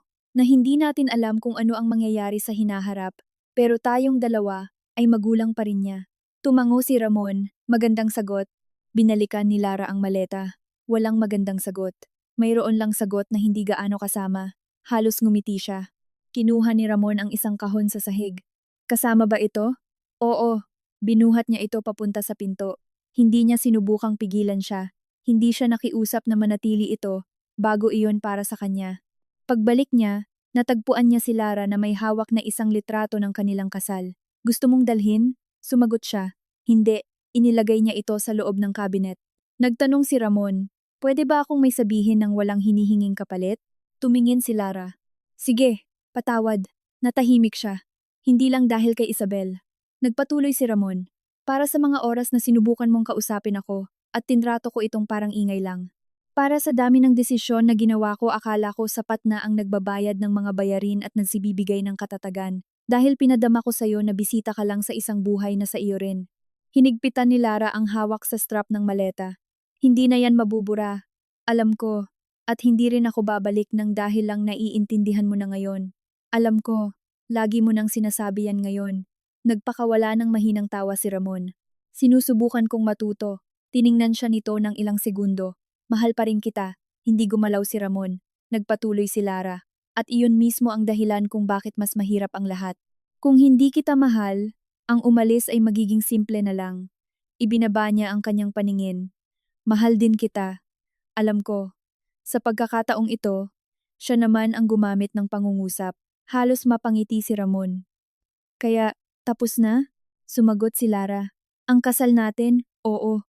Tinanggap niya ito ng walang pagtatalo, walang pagmamakaawa, walang pera, walang pangakong magbabago sa loob ng 3 araw. Tinanggap lang niya. Lumitaw si Diego sa pasilyo karga ang teleskopyo. Papa, dadalhin to sa bagong bahay. Tumingin si Ramon sa kahon. Sige, ikaw ang bubuo? Sumagot si Lara. Wag na huwag. Tumawa si Diego. Tinaas ni Ramon ang kanyang mga kamay. Sa bagay. Naging seryoso bigla ang bata. Mag-isa na lang po kayo titira? Oo. Si Isabel po. Yumuko si Ramon. Hindi siya titira kasama ko. Nag-isip si Diego. Hindi na po kayo magkaibigan? Humanap si Ramon ng sagot na kaya intindihin ng isang bata. May mga ginawa kaming desisyon na nakasakit ng ibang tao. Kaya ngayon kailangan ng bawat isa na alagaan ang sarili nilang buhay. Tumango si Diego na para bang kalahati lang ang naintindihan niya. Siguro sapat na iyon. Sasama po ba kayong manood ng mga bituin kasama namin? Tumingin si Ramon kay Lara. Hindi sumagot si Lara para sa kanya. Kung papayag ang mama mo, at kung iimbitahin mo ako. Ngumiti si Diego. Iimbitahin ko po kayo. Isinara ni Lara ang maleta. 2 buwan ang nakalipas nang gawin nila ang pinangakong biyahe. Hindi magkasama bilang mag-asawa. Dumating si Ramon isang araw pagkatapos nila. Nagparehistro siya sa ibang bakasyunan at kinita si Diego noong hapon. Ginamit ng bata ang ilang oras para itutok ang teleskopyo sa buwan. Nakaupo si Lara sa isang silyang natutupi sa tanay. Nanatili lang sa malapit si Ramon nang hindi nang hihimasok. Tinawag siya ni Diego. Papa? Oh, anak? Tingnan niyo po. Yumuko si Ramon, sumilip sa lente. Ang ganda. Buwan lang naman po. Alam ko. Tumawa si Diego. Bakit niyo po sinabing maganda? Sumagot si Ramon. Kasi hindi pa ako nakakahinto para tingnan ito ng maayos noon. Narinig ito ni Lara. Hindi siya nagkomento. Maya-maya pa, tumakbo si Diego pabalik sa kwarto para kumuha ng jacket. Naiwan si Ramon na kasama siya. Sa susunod na linggo na ang pagdinig ng pagpapawalang bisa ng kasal. Alam ko, pipirmahan ko ang lahat ng napag-usapan natin. Salamat, hindi mo kailangang magpasalamat. Tumingin si Lara sa langit. Nagkausap na ba si Arturo at Enrique? Oo. At? Hindi pa rin sila nagpapatawaran. Baka nga hindi na mangyari. Baka nga, tinanggap na ni Enrique ang isang formal na negosasyon tungkol sa ilan sa mga nawala sa kanya noon pero hindi siya bumalik sa kumpanya. Umalis si Octavio sa Lupon. Sinagot ni Marco ang sarili niyang mga pagkakamali sa loob ng kumpanya. Walang natapos na malinis, pero nagtapos ito na wala nang sinuman ang nagpapanggap na walang alam. Tumingin si Ramon kay Lara. Pwede ba akong magtanong ng isang bagay? Sige. Kung sinabi ko ba ang totoo bago pa magkaarawan, iba kaya ang nangyari? Nagtagal siya. Siguro. Mananatili ka kaya? Hindi ko alam. Tumango si Ramon. Sa pagkakataong ito, tinanggap niya ang hindi ko alam. Tumakbong pabalik si Diego. May naaalala po ako. Ano iyon? Tanong ni Lara. Umupo siya sa pagitan nilang dalawa. Gumana po ang hiling ko sa kaarawan ko. Ibinaba ni Ramon ang tingin. Gumana? Tumigil na po kayong magsinungaling kay mama. Tumingin ang bata kay Lara. Di po ba? Sumagot siya. Sinusubukan niya. Itinuro ni Diego ang ama niya. Kaya sa susunod na taon, hihingi na po ako ng aso. Natawa si Ramon. Si Lara rin. Iyon ang unang beses na nagtawanan silang dalawa, na hindi nagkukunwaring sila pa rin ang mag-asawa na katulad ng dati. Tiningnan sila ni Diego ng may tuwa. Para sa kanya siguro buo pa rin ang pamilyang iyon. Nagbago lang ng anyo, at sa wakas naintindihan na rin ni Ramon ang isang bagay na kailanman ay hindi na ituro ng pera. Ang pagiging ama ay hindi ang pagpapanatili ng lahat sa ilalim ng iisang bubong, kundi ang hindi pilitin ang anak na pumili sa pagitan ng pagmamahal sa isang tao at sa nakikitang katotohanan. Nang matapos ang gabi, itinago ni Lara ang teleskopyo. Tinulungan ni Ramon si Diego na isuot ang jacket. Sa pagpapaalam, hindi niya sinubukang halikan si Lara. Sinabi lang niya, "Magandang gabi." Sumagot siya, "Magandang gabi, Ramon." Humakbang siya ng ilang beses. Tumakbo si Diego papalapit sa kanya. "Papa." Lumingon si Ramon. "Anak, sa susunod na taon pwede po kayong pumunta sa kaarawan ko." Ngumiti si Ramon. "Pwede ba?" Tumaas ng isang daliri si Diego. "Pero wag po kayo magdadala ng sorpresa." Tinakpan ni Lara ang bibig para itago ang kanyang pagtawa. Yumuko si Ramon. Kasunduan. Tumakbong pabalik si Diego sa kanyang ina. Pinanood muna ni Ramon ang dalawa sa loob ng ilang segundo. Pagkatapos ay pumasok siya sa kotse. Walang asawang naghihintay sa kanya. Walang kabit. Walang pulong ng lupon na kailangang kontrolin ng gabing iyon. At sa unang pagkakataon, hindi niya sinubukang punan ang katahimikan. Kung inilagay ka ng kwentong ito sa pwesto ni Lara, ni Ramon o maging ni Diego, sabihin mo sa akin kung anong tagpo ang pinakatumatak sa iyo. Ang paghiling niya sa harap ng Kik, ang katotohanan tungkol sa kumpanya, o ang oras nang nagdesisyon si Lara na umalis kahit mahal pa rin niya si Ramon. Ikomento mo rin kung saan ka nanonood at anong oras na dyan. Kung umabot ka hanggang dito, sumubaybay ka na para masubaybayan ang mga susunod nating kwento. Ibahagi mo ang video na ito sa taong kailangang marinig ngayon na hindi sapat ang pag-ibig kung walang respeto. At i-like mo na rin para mas marami pang makahanap sa kwentong ito.